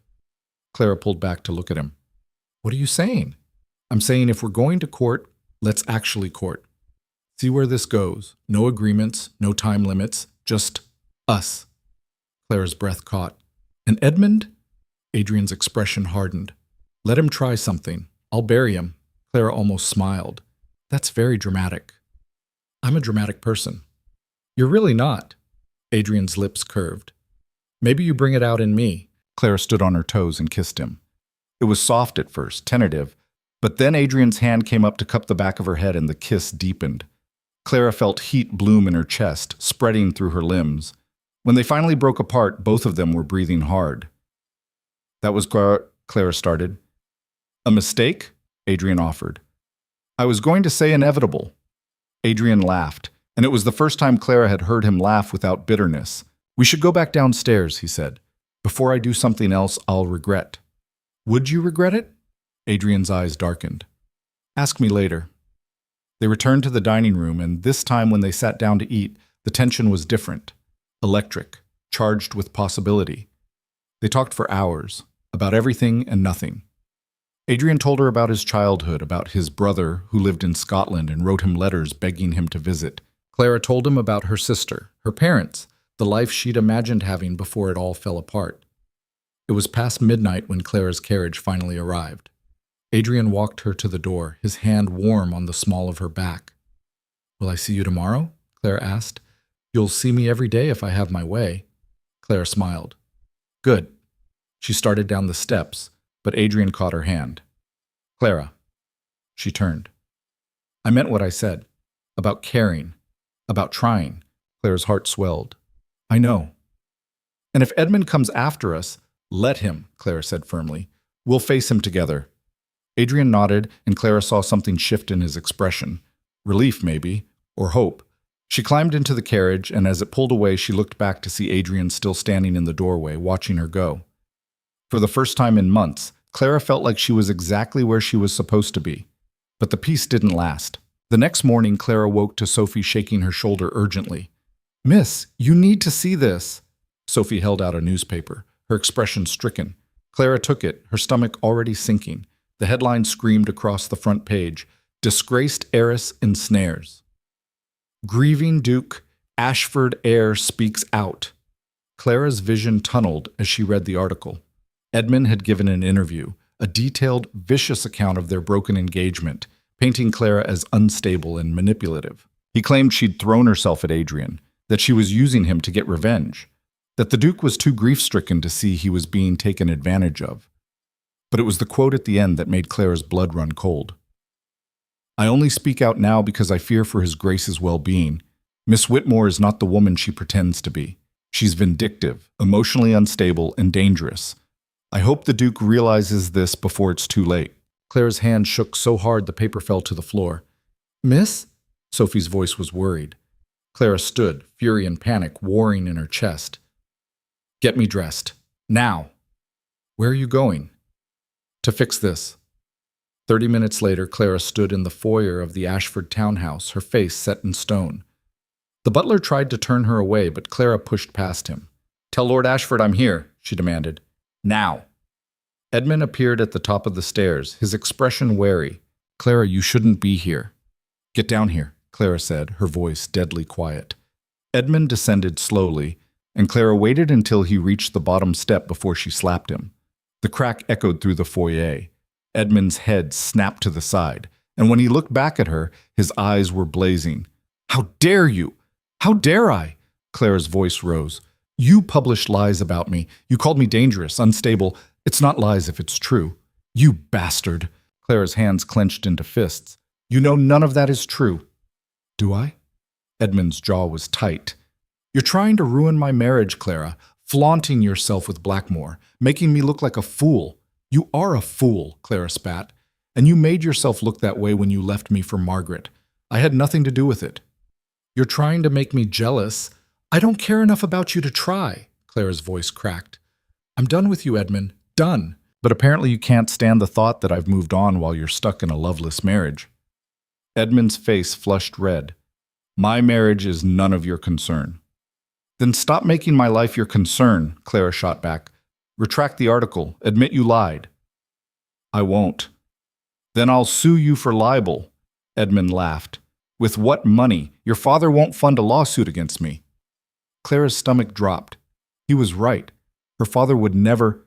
She won't need his money. Both Clara and Edmund turned. Adrian stood in the doorway, his expression carved from ice.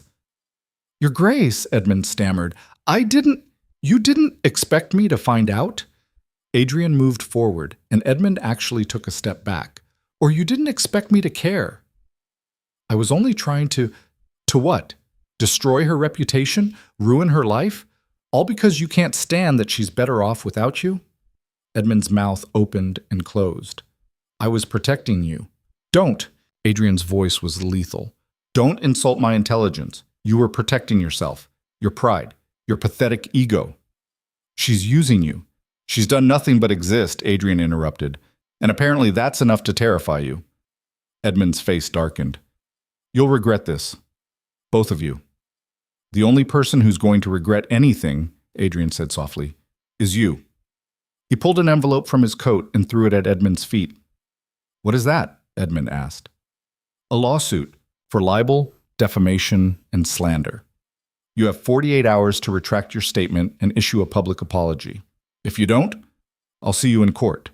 And I promise you, Ashford, you don't want that fight." Edmund stared at the envelope like it was a snake. "You're bluffing. Try me." The two men stared at each other, and Clara could see the exact moment Edmund realized Adrian wasn't bluffing. "This isn't over," Edmund said quietly. "Yes," Adrian replied. "It is." He took Clara's arm and led her out of the house. They didn't speak until they were in Adrian's carriage. The door closed behind them. Then Clara turned to him and said, "You didn't have to do that." "Yes, I did." "He'll fight back, make things worse. Let him try."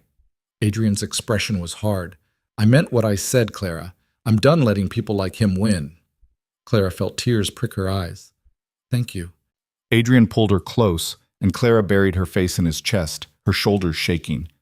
"It's going to get worse before it gets better," Adrian said quietly. "You know that, right?" Clara nodded against his chest. "And you're still in, even knowing that?" Clara pulled back to look at him. "Are you?" Adrian's jaw tightened. Then he said, "Yes, I'm in. Whatever happens, we face it together." Clara kissed him, hard and desperate, and Adrian kissed her back like he was drowning and she was air. When they finally broke apart, Clara rested her forehead against his. "What do we do now?" she whispered. Adrian's arms tightened around her. "We fight," he said. The fight started immediately. Within hours of leaving the Ashford townhouse, Edmund's response hit the society papers. Not a retraction, not an apology, a counteroffensive.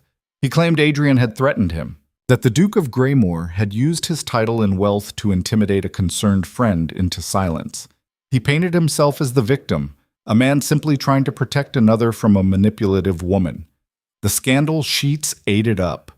Clara sat in Adrian's study, reading the latest article with numb fingers. The words blurred together, but the message was clear. She was a scheming harpy who'd seduced a grieving duke, and Edmund was a noble soul trying to save him. "This is insane," she said, throwing the paper down. Adrian stood by the window, his jaw tight. "He's desperate. Desperate people do stupid things. Stupid things like destroying my reputation completely? He can't destroy what he doesn't control." Adrian turned to face her. "We knew this would happen. We knew he'd fight back." Knowing it and living it are different things. Clara pressed her hands to her face. "Everyone's going to believe him, Adrian. They already think I'm pathetic. Now they'll think I'm calculating too. Let them think what they want. Easy for you to say, you're a duke. I'm just—" "Stop." Adrian crossed to her, pulling her hands away from her face. "You're not just anything. You're Clara Whitmore, and you're stronger than any of them." Clara wanted to believe him, but the weight of it all was crushing. "What do we do?" she whispered. Adrian's expression hardened. "We go to war." The next morning, Adrian's solicitor arrived with a stack of documents. Harold Pembroke was a thin man with sharp eyes and a reputation for being ruthless in court. "Your Grace, Miss Whitmore." He nodded to each of them. "I've prepared the libel suit against Lord Ashford, but I must warn you, this will be ugly." "How ugly?" Clara asked. Pembroke set the documents on the table. "They'll dig into every aspect of your life, your finances, your family, your past relationships. They'll try to prove you're exactly what Ashford claims. Unstable, vindictive, opportunistic." Clara's stomach turned. "And can they?" "Only if we let them." Pembroke looked at her directly. "The key is controlling the narrative. Right now, Ashford controls it. We need to take it back." "How?" Adrian asked. Pembroke pulled out another folder.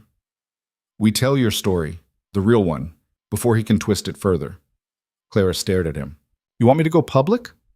"I want you to give an interview to someone reputable, someone who'll print the truth, not sensationalism." "The truth is that I was jilted," Clara said bitterly. "That's not exactly compelling." "The truth," Pembroke corrected, "is that you were betrayed by two people you trusted, that you refused to hide in shame, that you rebuilt your life on your own terms. That's very compelling, Miss Whitmore." Clara looked at Adrian. He was watching her carefully, his expression unreadable. "It's your choice," he said quietly. "But Pembroke's right. If we stay silent, Edmund wins." Clara thought about the past months, the whispers, the pity, the way people looked at her like she was broken. She was done being broken. "Set up the interview," she said. The journalist Pembroke chose was a woman named Catherine Hartwell, known for her incisive profiles in the London Review. She arrived at Adrian's townhouse 2 days later, notebook in hand, her expression neutral but curious. "Miss Whitmore," she said, shaking Clara's hand, "thank you for agreeing to speak with me." "Thank you for being willing to listen," Clara replied. They sat in the drawing room, just the two of them. Adrian had offered to stay, but Clara had refused. This needed to be her voice, not his. Catherine opened her notebook. "Let's start with the engagement. How did it end?" Clara took a breath. "Edmund came to my home on a Tuesday afternoon. He told me he didn't love me, that he'd made a mistake, that he was in love with someone else, and that someone was Lady Margaret Sinclair. Yes, my closest friend," Catherine wrote quickly. "How did you feel when he told you?" "Devastated." Clara's voice was steady despite the tightness in her chest. "I'd planned my entire future around him. The wedding was 2 weeks away. Everything was ready, and then it was just gone." "Did you suspect anything before that day?" Clara hesitated. The truth was complicated. "Looking back, yes, there were signs. The way they looked at each other, the excuses for being alone together, but I trusted them both. I didn't want to believe it." "And after the engagement ended, what did you do?" "I hid," Clara admitted. "For 2 weeks, I stayed in my room and refused to see anyone. I was ashamed, humiliated. I thought my life was over." "What changed?" Clara met Catherine's gaze, said, "I got angry. I realized that hiding meant letting them win, letting them define who I was. I refused to do that." "So you attended the Ashford ball?" "Yes." "That must have taken extraordinary courage." "It took rage," Clara corrected. "Courage came later." Catherine's lips twitched. "And that's where you met the Duke of Greymore." "Yes." "Tell me about that." Clara thought about that night. The cold terrace, Adrian's blunt honesty, the way he'd looked at her like she wasn't pathetic. He understood, she said simply. He'd lost someone too. He knew what it felt like to be broken and expected to just carry on. "And your relationship developed from there?" "It did. Not in the way people think. It wasn't romance at first. It was recognition. Two people who were tired of being pitied." Catherine wrote for a long moment. Then she looked up. "Lord Ashford claims you're using the Duke, that you're manipulating him for status and revenge." Clara's jaw tightened. "Edmund would know about manipulation. He's an expert at it." "That's a serious accusation." "It's a true one." Clara leaned forward. "Edmund didn't break our engagement because he loved Margaret.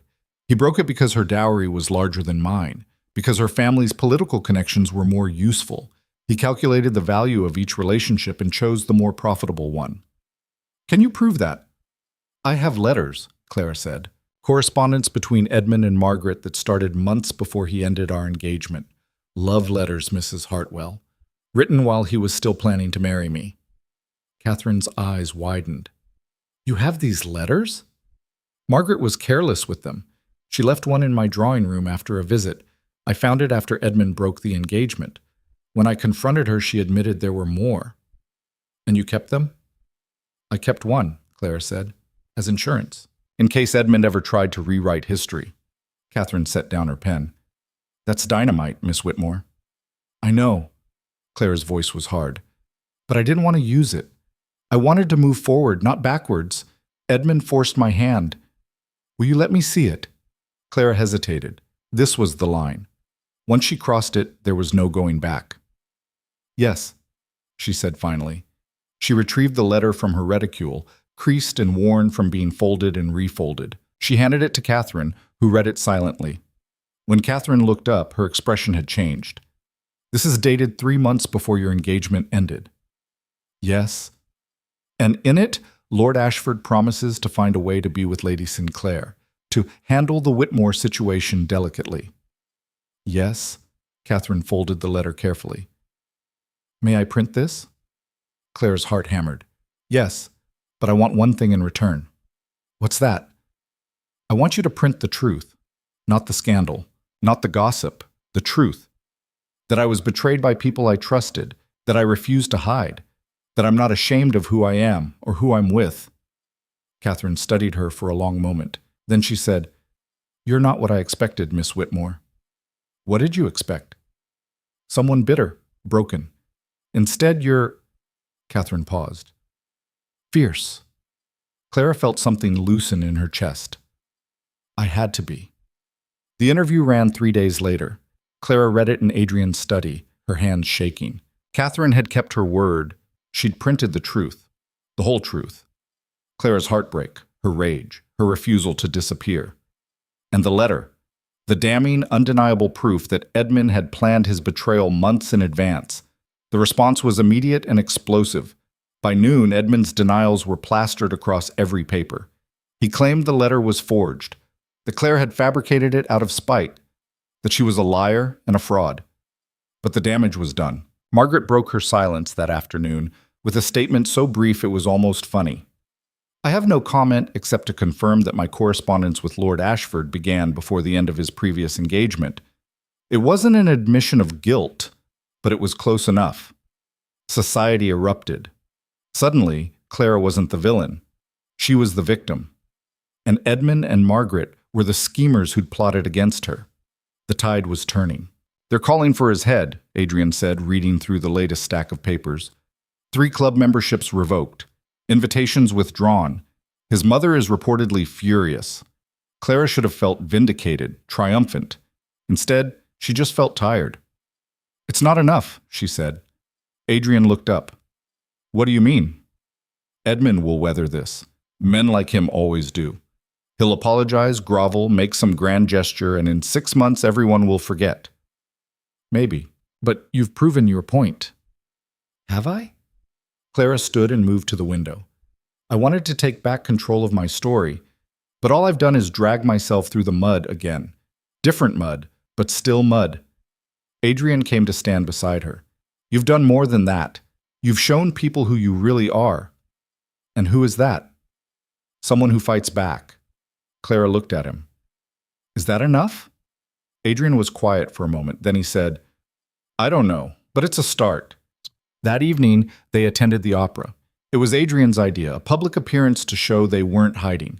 Clara had argued against it, but Adrian had been insistent. We faced them together, he'd said. Remember? So Clara, dressed in midnight blue silk, let Sophie arrange her hair into an intricate twist and climbed into Adrian's carriage with her head high. The theater was packed, every box filled, every seat taken. And when they walked in, the entire audience seemed to hold its breath. Whispers erupted immediately. Clara felt them like pinpricks on her skin, but Adrian's hand was steady on her arm, guiding her to their box. They sat, and the opera began. Clara tried to focus on the music, but she could feel the eyes on her, could sense the conversations happening in hushed tones. At the intermission, Adrian excused himself to speak with an acquaintance. Clara stayed in the box, sipping champagne and trying to ignore the stares. Miss Whitmore. Clara turned to find an older woman standing in the doorway of the box. Lady Thornberry, one of society's most influential matrons. Lady Thornberry, Clara said, standing. May I join you for a moment? Clara gestured to the seat beside her, her stomach tight. Lady Thornberry sat with a rustle of silk. For a moment, she said nothing. Then she looked at Clara directly. I owe you an apology, she said. Clara blinked. I'm sorry? I believed the gossip about you. I thought you were being foolish, chasing after a duke to soothe your wounded pride. Lady Thornberry's expression was grave. I was wrong, and I'm sorry. Clara didn't know what to say. What Lord Ashford did to you was unconscionable, Lady Thornberry continued. What Lady Ashford did was worse, and the fact that you've handled it with such grace is extraordinary. I haven't been graceful, Clara said quietly. I've been angry. Anger can be graceful, Lady Thornberry replied, when it's righteous. Clara felt tears prick her eyes. Thank you. Lady Thornberry patted her hand. I'm hosting a dinner next week. I'd be honored if you and the Duke would attend. Clara's breath caught. An invitation from Lady Thornberry was tantamount to social absolution. We'd be delighted, Clara managed. Lady Thornberry smiled. Good. I'll send the details. She stood and swept out of the box, leaving Clara staring after her. When Adrian returned, Clara told him what had happened. He listened quietly, then said, It's starting. What is? People are choosing sides, and they're choosing ours. Clara wanted to believe him, but she'd learned not to trust too quickly. The opera resumed, and this time Clara actually heard the music. The turning point came 3 days later. Clara was having tea with her mother when the butler announced a visitor. "Lady Ashford to see you, miss." Clara's teacup froze halfway to her lips. "Margaret." "Tell her I'm not receiving," Clara said. "She says it's urgent." Clara's mother looked at her, concern in her eyes. "You don't have to see her, dear." "No," Clara said slowly, "but I want to." She found Margaret in the front parlor, standing by the window. She looked thinner than Clara remembered, paler. There were shadows under her eyes. "Clara," Margaret said, turning. "Thank you for seeing me." Clara didn't sit. "What do you want?" Margaret's hands twisted together. "I came to apologize." "Save it. Please, just listen." "No." Clara's voice was hard. "You had months to explain. Years, actually. Every time you looked me in the eye and lied, you could have told the truth. You didn't. So I don't want your apology now." Margaret's eyes filled with tears. "I know I don't deserve your forgiveness. You're right. You don't. But I need you to know that I never meant to hurt you. It just happened." Clara laughed, bitter and sharp. "It didn't just happen, Margaret. You made choices, deliberate, calculated choices. You pursued my fiancé while pretending to be my friend. That doesn't just happen." "I loved him," Margaret said, her voice breaking. "And that makes it better?" Clara stepped closer. "You loved him, so betraying me was justified? Is that what you're telling yourself?" "No, Did you think about me?" Clara demanded.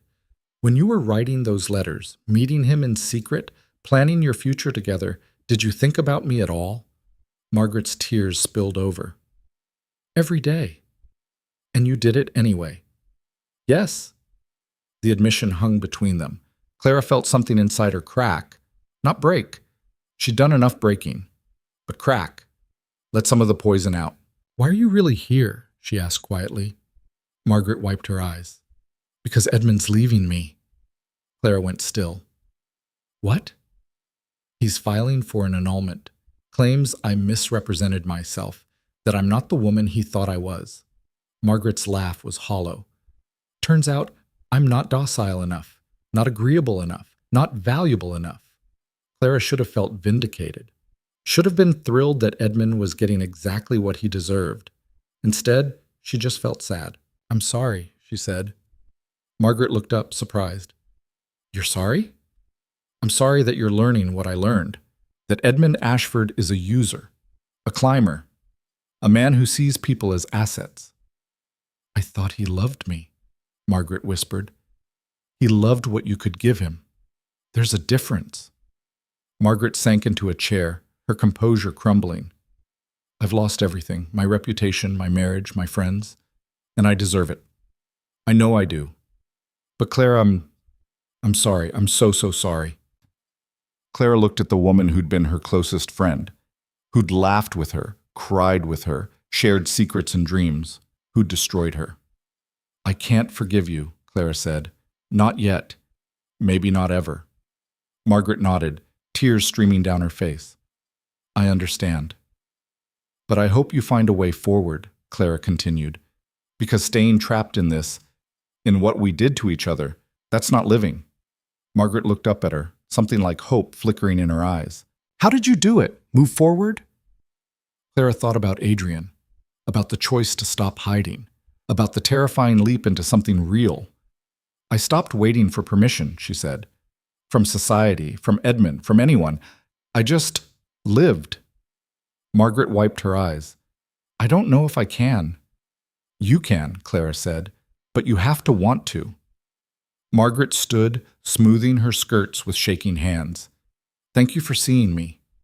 Clara didn't respond. She just watched as Margaret left, the door closing softly behind her.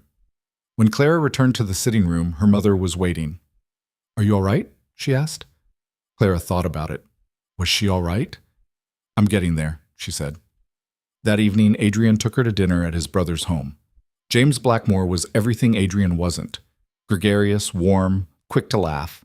His wife Catherine was equally charming, and their 3 children were chaos personified. Clara loved it. She sat at their table, surrounded by noise and laughter and life, and felt something in her chest loosen. This was what she'd been missing. Not perfection, not propriety, just realness. After dinner, Adrian walked her through the gardens behind the house. The night was cold, stars brilliant overhead. "Your family is wonderful," Clara said. "They're loud." "That's what makes them wonderful," Adrian smiled. "James has been after me for years to visit more, to stop hiding. And now you are." "Now I am." Adrian stopped walking and turned to face her. "Because of you." Clara's breath caught. "Adrian, I mean it." His hands came up to cup her face. "You made me want to live again. Not just exist, actually live." Clara felt tears sting her eyes. "You did the same for me." Adrian's thumb brushed across her cheekbone. "I'm terrified." "Of what?" "Of how much I care about you. Of how much it would hurt if I lost you." Clara covered his hands with hers. "You're not going to lose me." "You can't promise that." "No," Clara agreed, "but I can promise I'm not going anywhere by choice." Adrian closed his eyes, his forehead resting against hers. "I don't know how to do this. How to love someone without being consumed by the fear of losing them." Clara's heart stopped. "Love?" Adrian's eyes opened, and the vulnerability there stole her breath. "Yes," he said simply. "Love." Clara kissed him, soft at first, then deeper, her hands sliding into his hair. When they broke apart, both of them were breathing hard. "I love you too," Clara whispered. "I didn't mean to. I wasn't looking for it. But I do." Adrian pulled her close, burying his face in her hair. Clara felt him shaking slightly, felt the way his arms tightened around her like he was afraid she'd disappear. "I don't know what happens next," he said against her hair. "Neither do I." "The scandal isn't over. Edmund will keep fighting." "Let him," Clara said. "We'll fight back, together." Adrian pulled back to look at her. "You're certain? Because once we commit to this, really commit, there's no going back." Clara thought about everything that had brought her here. The betrayal, the pain, the slow, terrifying process of putting herself back together. And she thought about Adrian, about the way he made her feel strong, seen, real. "I'm certain," she said. Adrian smiled, a real smile, warm and unguarded. "Then marry me," he said. Clara's world tilted. "What?" "Marry me," Adrian repeated. "Not in 6 months, not when the scandal dies down.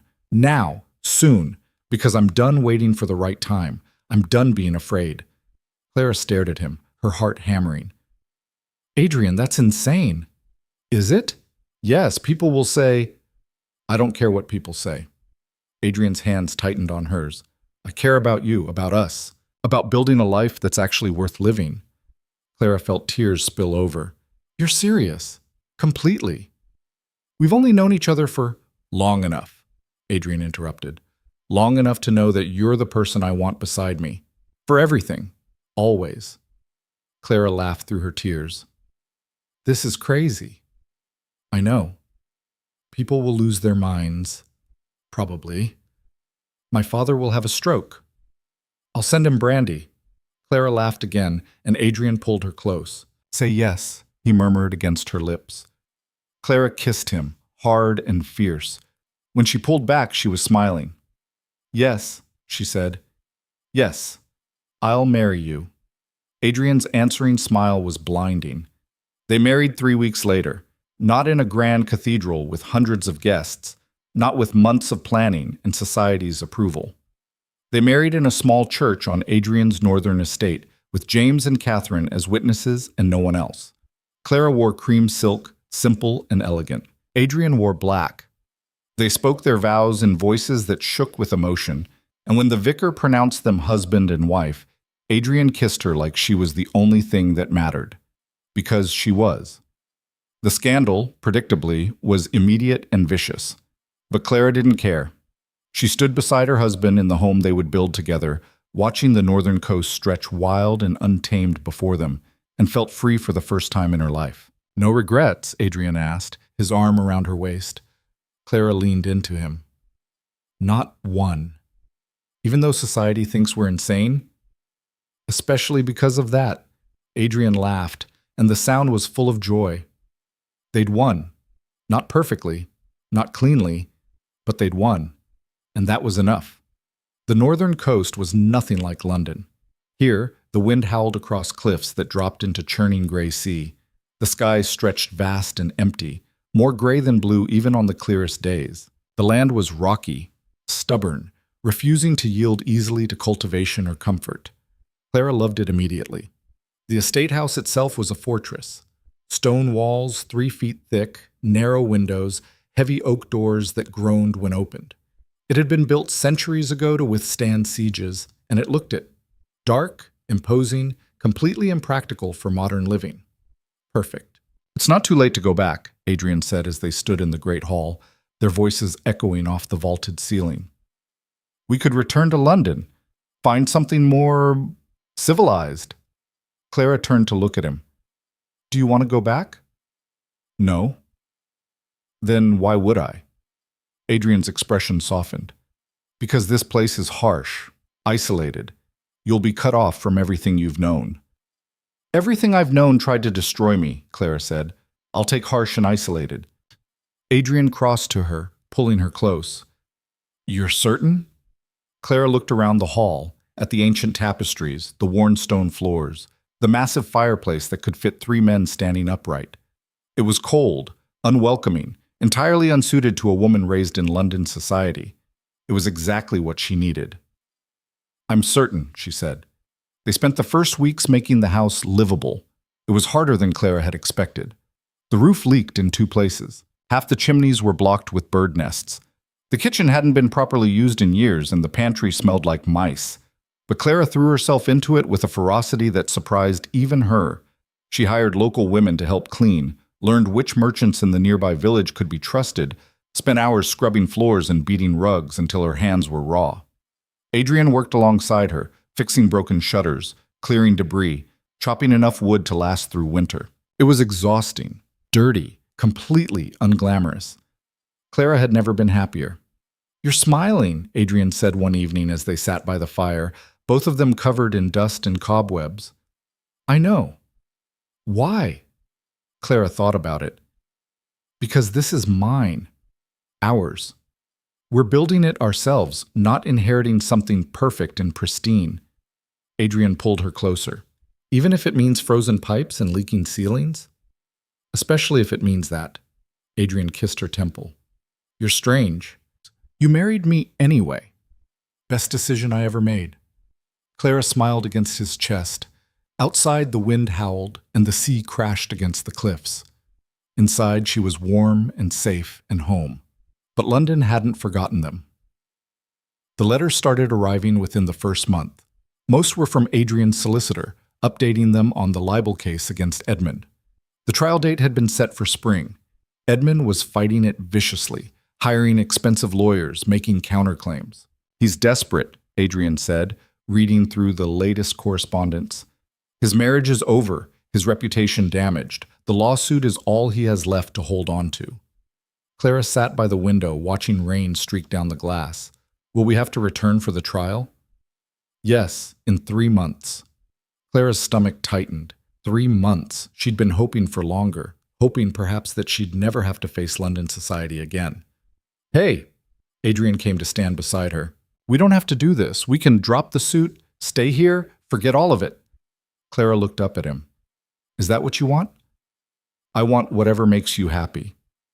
That's not an answer. Adrian was quiet for a moment. Then he said, No, I don't want to drop it. I want Edmund to face consequences, real ones, but not if it costs you your peace. Clara turned back to the window. Peace. She had that here in this wild, harsh place. But was it real peace if Edmund was still out there, spreading lies, destroying reputations? We finish it, she said finally. We go back, we win, and then we come home. Adrian's hand covered hers on the windowsill. Together. Together. The winter was brutal. Snow came early and stayed late, blanketing the cliffs in white silence. The wind off the sea was knife-sharp, cutting through even the thickest wool. The house was drafty despite their best efforts, and mornings meant breaking ice in the wash basin. But Clara had never felt more alive. She learned to bake bread in the ancient kitchen, kneading dough until her arms ached. She learned to tend the fires, keeping them burning through long nights. She learned the names of the villagers, the ones who could be trusted and the ones who couldn't, the local customs and superstitions. And she learned Adrian, not the Duke everyone in London saw, cold, distant, untouchable, but the man underneath, the one who laughed when bread burned, who told terrible jokes while chopping wood, who held her through nightmares about ballrooms and whispers, the one who was learning to live again. One night, as they lay in bed listening to wind rattle the shutters, Adrian said, "I haven't thought about her today." Clara knew immediately who he meant. "Eleanor?" "Yes. Usually I think about her every day, multiple times, but today I didn't. Not until just now." Clara felt him tense beside her, waiting for her reaction. "Is that bad?" she asked quietly. "I don't know. It feels like betrayal." Clara rolled to face him in the darkness. "It's not betrayal. It's healing." "How do you know?" "Because I didn't think about Edmund today either, or Margaret, or any of it. And it doesn't mean I've forgotten what they did. It just means they don't own me anymore." Adrian's hand found hers under the blankets. "I loved her. I know. And I love you. I know that too. Is it wrong? To love you both?" Clara thought about that. In London, society would say yes. That loving a dead wife and a living one was a betrayal to both. That Adrian should choose, categorize, keep the past and present separate. But here, in this harsh place that demanded truth, the answer felt different. "No," she said. "It's not wrong. Love isn't finite. It doesn't run out because you give it to more than one person." Adrian was quiet for a long moment. Then he pulled her close, his face pressed into her hair. "Thank you," he whispered. Clara held him as he cried, silent, shaking tears that felt like release. And she understood that this was what healing looked like. Not perfect, not linear, just real. Spring came slowly to the northern coast. The snow melted in patches, revealing brown grass and muddy earth. Ice retreated from the cliffs. Birds returned, their calls sharp against the wind. And with spring came the summons. The trial would begin in 2 weeks. Clara and Adrian returned to London on a gray morning, the city smelling of coal smoke and horses. The townhouse felt suffocating after months in the north, too warm, too crowded with furniture, too civilized. "We'll only stay as long as we have to," Adrian promised as they settled in. Clara nodded, but her stomach was tight with dread. The trial started on a Monday. The courtroom was packed. Journalists, society figures, curious onlookers all crammed into the gallery. Clara sat in the front row, Adrian beside her, feeling the weight of 100 stares. Edmund sat across the aisle with his lawyers, his face carefully blank. He didn't look at her, not once. The proceedings were exactly as brutal as Pembroke had warned. Edmund's lawyers attacked Clara's character systematically. They brought up every mistake she'd ever made, every moment of weakness. They called witnesses who claimed she'd been obsessive about Edmund, possessive, emotionally unstable. Clara sat through it all, her hands folded in her lap, her expression serene. But inside, she was screaming. On the third day, it was Clara's turn to testify. She walked to the witness box with her spine straight, her voice steady. She swore her oath and sat, facing the courtroom full of hungry eyes. Edmund's lead lawyer, a thin man named Carruthers with a voice like ground glass, approached. "Miss Whitmore, I apologize, Duchess Blackmore. Let's talk about your relationship with my client." "Let's," Clara said evenly. "You were engaged for how long?" 18 months. "And during that time you had expectations of marriage, of status, of wealth." "I expected to marry the man I loved, yes." "And when that didn't happen, you were devastated." "Yes." "Angry?" "Eventually." "Vindictive?" Clara's jaw tightened. "No." "No?" Carruthers raised an eyebrow. "Yet you published a private letter, exposed my client's personal correspondence, publicly humiliated him and Lady Ashford." "I exposed the truth," Clara corrected. "There's a difference." "Is there?" Or were you simply seeking revenge? If I wanted revenge, Clara said, her voice steady despite her racing heart, I would have published all the letters, not just one. Carruthers paused. All the letters? Yes. The dozen Margaret gave me after I confronted her. The ones where Edmund detailed exactly how he planned to end our engagement, when and why. The ones where he calculated my family's worth versus hers, where he admitted he'd never loved me, just what I could provide. The courtroom erupted in whispers. Carruthers' face went pale. You're lying. Am I? Clara reached into her reticule and pulled out a small bundle tied with string. I have them here. Would you like me to read them aloud? Carruthers looked at Edmund, who had gone white as paper. That's not. Those are private.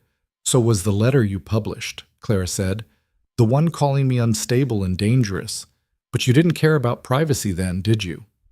Your Honor, Carruthers stammered. I object. To what? Clara interrupted. The truth? You wanted to destroy my reputation by calling me a liar. So here's your chance to prove it. Take the letters. Verify them. Or admit you knew your client was guilty all along. The judge leaned forward. Mr. Carruthers, does your client wish to examine these letters? Edmund stood abruptly. No, we don't. The courtroom went silent. We don't? Carruthers repeated, bewildered. We don't, Edmund said again, his voice tight. This is over. My lord, if we could just… It's over. Edmund looked at Clara for the first time since the trial began. His expression was haunted. I withdraw my defense. The accusations I made were false. Her Grace is not unstable, vindictive, or manipulative. I lied, and I'm sorry. The silence that followed was absolute. Then the courtroom exploded. Journalists scrambled for the doors. Spectators shouted questions. The judge banged his gavel, calling for order. But Clara barely heard any of it. She sat in the witness box, the letters still clutched in her hand, and felt something inside her finally break free. She'd won. Not perfectly, not without cost, but she'd won. Adrian was waiting when she stepped down from the witness box. He pulled her into his arms, and Clara buried her face in his chest. You were magnificent, he murmured. I was terrified. You didn't show it. Good. Adrian pulled back to look at her. What do you want to do now? Clara thought about it. The trial was over. Edmund had confessed. Her reputation was restored, or as restored as it would ever be. She could stay in London, reclaim her place in society, prove to everyone that she'd survived, or she could go home. I want to leave, she said. Right now. Today. Adrian smiled. Done. They left London that afternoon. No farewells, no looking back. Just a carriage heading north toward wind and sea and freedom. Behind them, London society dissected the trial endlessly. The scandal of Edmund's confession, Margaret's complicity, Clara's dramatic revelation in court. Clara didn't care. She was going home. They returned to the estate to find spring had arrived properly in their absence. The cliffs were green now, dotted with wildflowers. The sea was calmer, blue instead of gray. The air smelled of salt and growth. Welcome back, Your Grace, Mrs. Brennan said as they entered. She was the housekeeper they'd hired before leaving for London, a stern woman with kind eyes. Thank you, Mrs. Brennan, Clara said. It's good to be home. Home. The word settled in her chest, warm and solid. This was home now. Not London, not the ballrooms and drawing rooms she'd been raised in, but this wild, harsh, honest place. She'd won her battle. Now she would live her life. The months that followed were the happiest Clara had ever known. She and Adrian worked the land, bringing the neglected fields back to life. They hired local families to help, paying fair wages and treating them with respect. Slowly, the estate became not just a house, but a community. Clara started a school in the village for children whose families couldn't afford education. Adrian funded improvements to the harbor, making it safer for fishing boats. Together, they became part of the fabric of the place. Not as distant nobility, as neighbors. The letters from London continued, but fewer now. Society had moved on to new scandals, new dramas.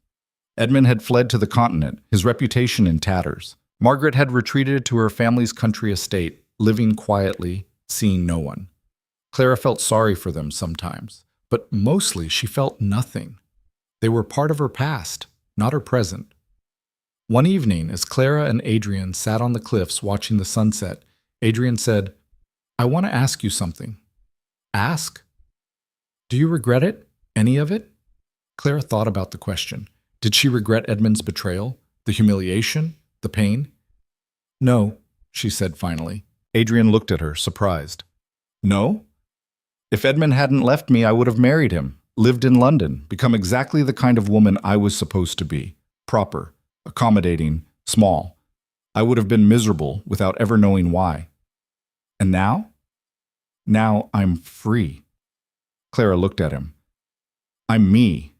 For the first time in my life, I'm actually me. So no, I don't regret it. Even the worst parts led me here." Adrian pulled her close. "I love you. I love you too." They sat in silence, watching the sun sink into the sea. The sky turned gold, then pink, then deep purple. And Clara felt whole. 2 years later, Clara stood in the doorway of the nursery she and Adrian had built, the one that had once been a storage room but was now painted soft yellow, filled with a cradle and toys and light. Inside, Adrian held their daughter, rocking her gently as she fussed. "She doesn't want to sleep," he said, looking up at Clara. "She never does," Clara replied, crossing to them. Their daughter, Rose, named for the one Adrian had lost but alive, healthy, perfect in her imperfection, had his dark hair and Clara's stubborn chin. She was 6 months old and already had opinions about everything. Clara took her from Adrian, and Rose immediately quieted, her tiny hand grabbing at Clara's hair. "She's a terror," Adrian said fondly. "She's ours." Adrian kissed Clara's temple. "She is." Clara looked down at her daughter's face, scrunched and pink and absolutely beautiful, and felt tears sting her eyes. "What's wrong?" Adrian asked. "Nothing," Clara said. "Everything's right. That's what's wrong. I keep waiting for something to go bad, for this to be taken away." "Hey!" Adrian turned her to face him, careful of the baby between them. "Nothing's being taken away. We're allowed to be happy, Clara. We've earned it." Clara nodded, but the fear didn't quite leave. Adrian seemed to understand.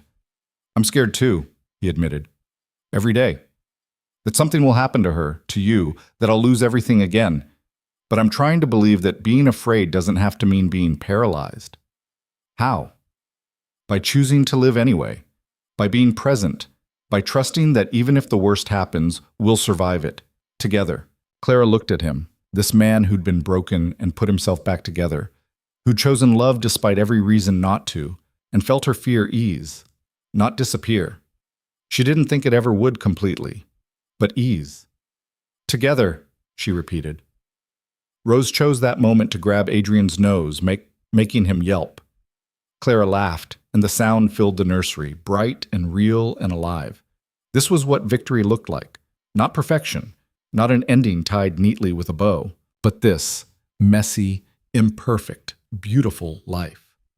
5 years after the trial, Clara stood on the cliffs and watched a carriage make its way up the long drive to the house. She wasn't expecting visitors. Few people came this far north, and fewer still made the journey without invitation. But as the carriage stopped and the door opened, Clara's breath caught. Margaret. She looked older, thinner. Her blonde hair was streaked with gray now, and she moved carefully, like someone who'd learned to carry pain. "Clara," she said as she approached, "I hope you don't mind. I should have written, but I was afraid you'd refuse to see me." "I probably would have," Clara said honestly. Margaret nodded. "May we talk?" Clara hesitated. Then she gestured to a bench overlooking the sea. "All right." They sat in silence for a moment, the wind whipping around them. "I'm leaving England," Margaret said finally. "Moving to Scotland, to live with my aunt." "I'm sorry." "Don't be. It's time. I've spent 5 years in exile, punishing myself. I'm ready to stop." Clara looked at her. "Why are you telling me this?"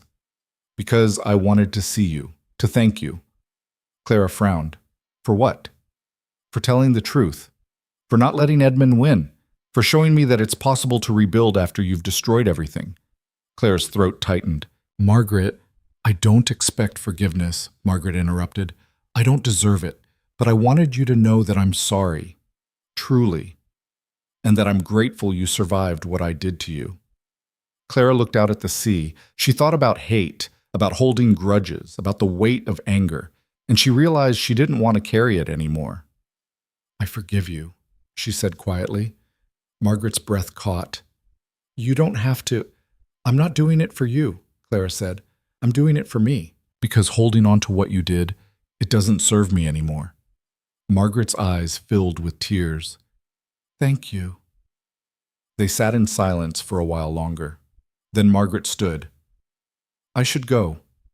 Will you be happy in Scotland?" Margaret smiled, sad and small. "I don't know, but I'm going to try."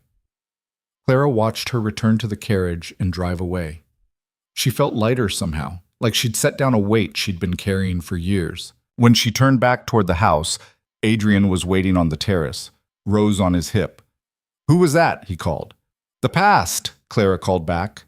She climbed the steps to join them, taking Rose from Adrian's arms. The little girl immediately grabbed at Clara's necklace, babbling happily. "And?" Adrian asked. "And I'm done with it." Adrian smiled and pulled them both close. "Good." They went inside together, husband, wife, daughter, into the warm, messy, imperfect life they'd built. Years passed. Rose grew into a fierce, bright child who loved the cliffs and the sea and had no patience for London society. 2 more children followed, a boy they named James after Adrian's brother, and another girl, Catherine. The estate thrived. The village prospered. Clara and Adrian became known not as the Duke and Duchess who'd fled scandal, but as the people who'd made the northern coast home, who'd chosen hard work over ease, truth over propriety, love over fear. On Clara's 40th birthday, Adrian took her to the cliffs where they'd first stood together all those years ago. "Do you remember what you said to me here?" he asked. Clara thought back. "I said a lot of things. You said you didn't regret any of it, the pain, the betrayal, because it led you here." "I remember." "Do you still believe that?" Clara looked out at the sea, wild and gray and beautiful.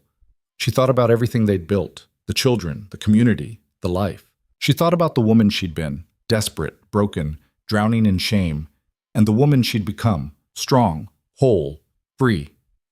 "Yes," she said, "I still believe it." Adrian pulled her close. "Good, because I wanted to give you something." He handed her a letter. Clara opened it, confused. Inside was a deed, not to land, but to the school she'd started in the village. It had been made official, funded in perpetuity, with Clara named as its founder. "I don't understand," Clara said. "You saved me," Adrian said simply. "You brought me back to life. This is my way of honoring that, of making sure that what you built, what we built together, lasts beyond us." Clara's eyes filled with tears. "Adrian, we survived," he said. "We more than survived. We won. Not because we destroyed our enemies or proved everyone wrong, but because we chose to live, to build, to love. And that's worth preserving." Clara kissed him, tasting salt. From the sea or her tears, she wasn't sure. "Thank you," she whispered. "Thank you," Adrian replied, "for saving me." "You saved me too. Then I guess we're even." They stood on the cliffs as the sun set, the wind whipping around them, and watched the light fade from the sky. Behind them was everything they'd built. Ahead, the rest of their lives. And Clara realized that this moment, this life, this love, was what victory truly looked like. Not perfection, not an ending, but a beginning that never stopped beginning. A choice they made every single day. To live, to fight, to love, and to never, ever give up.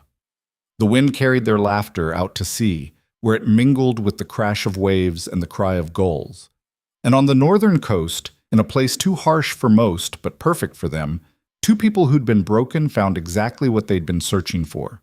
Not rescue, not redemption, just the courage to keep going.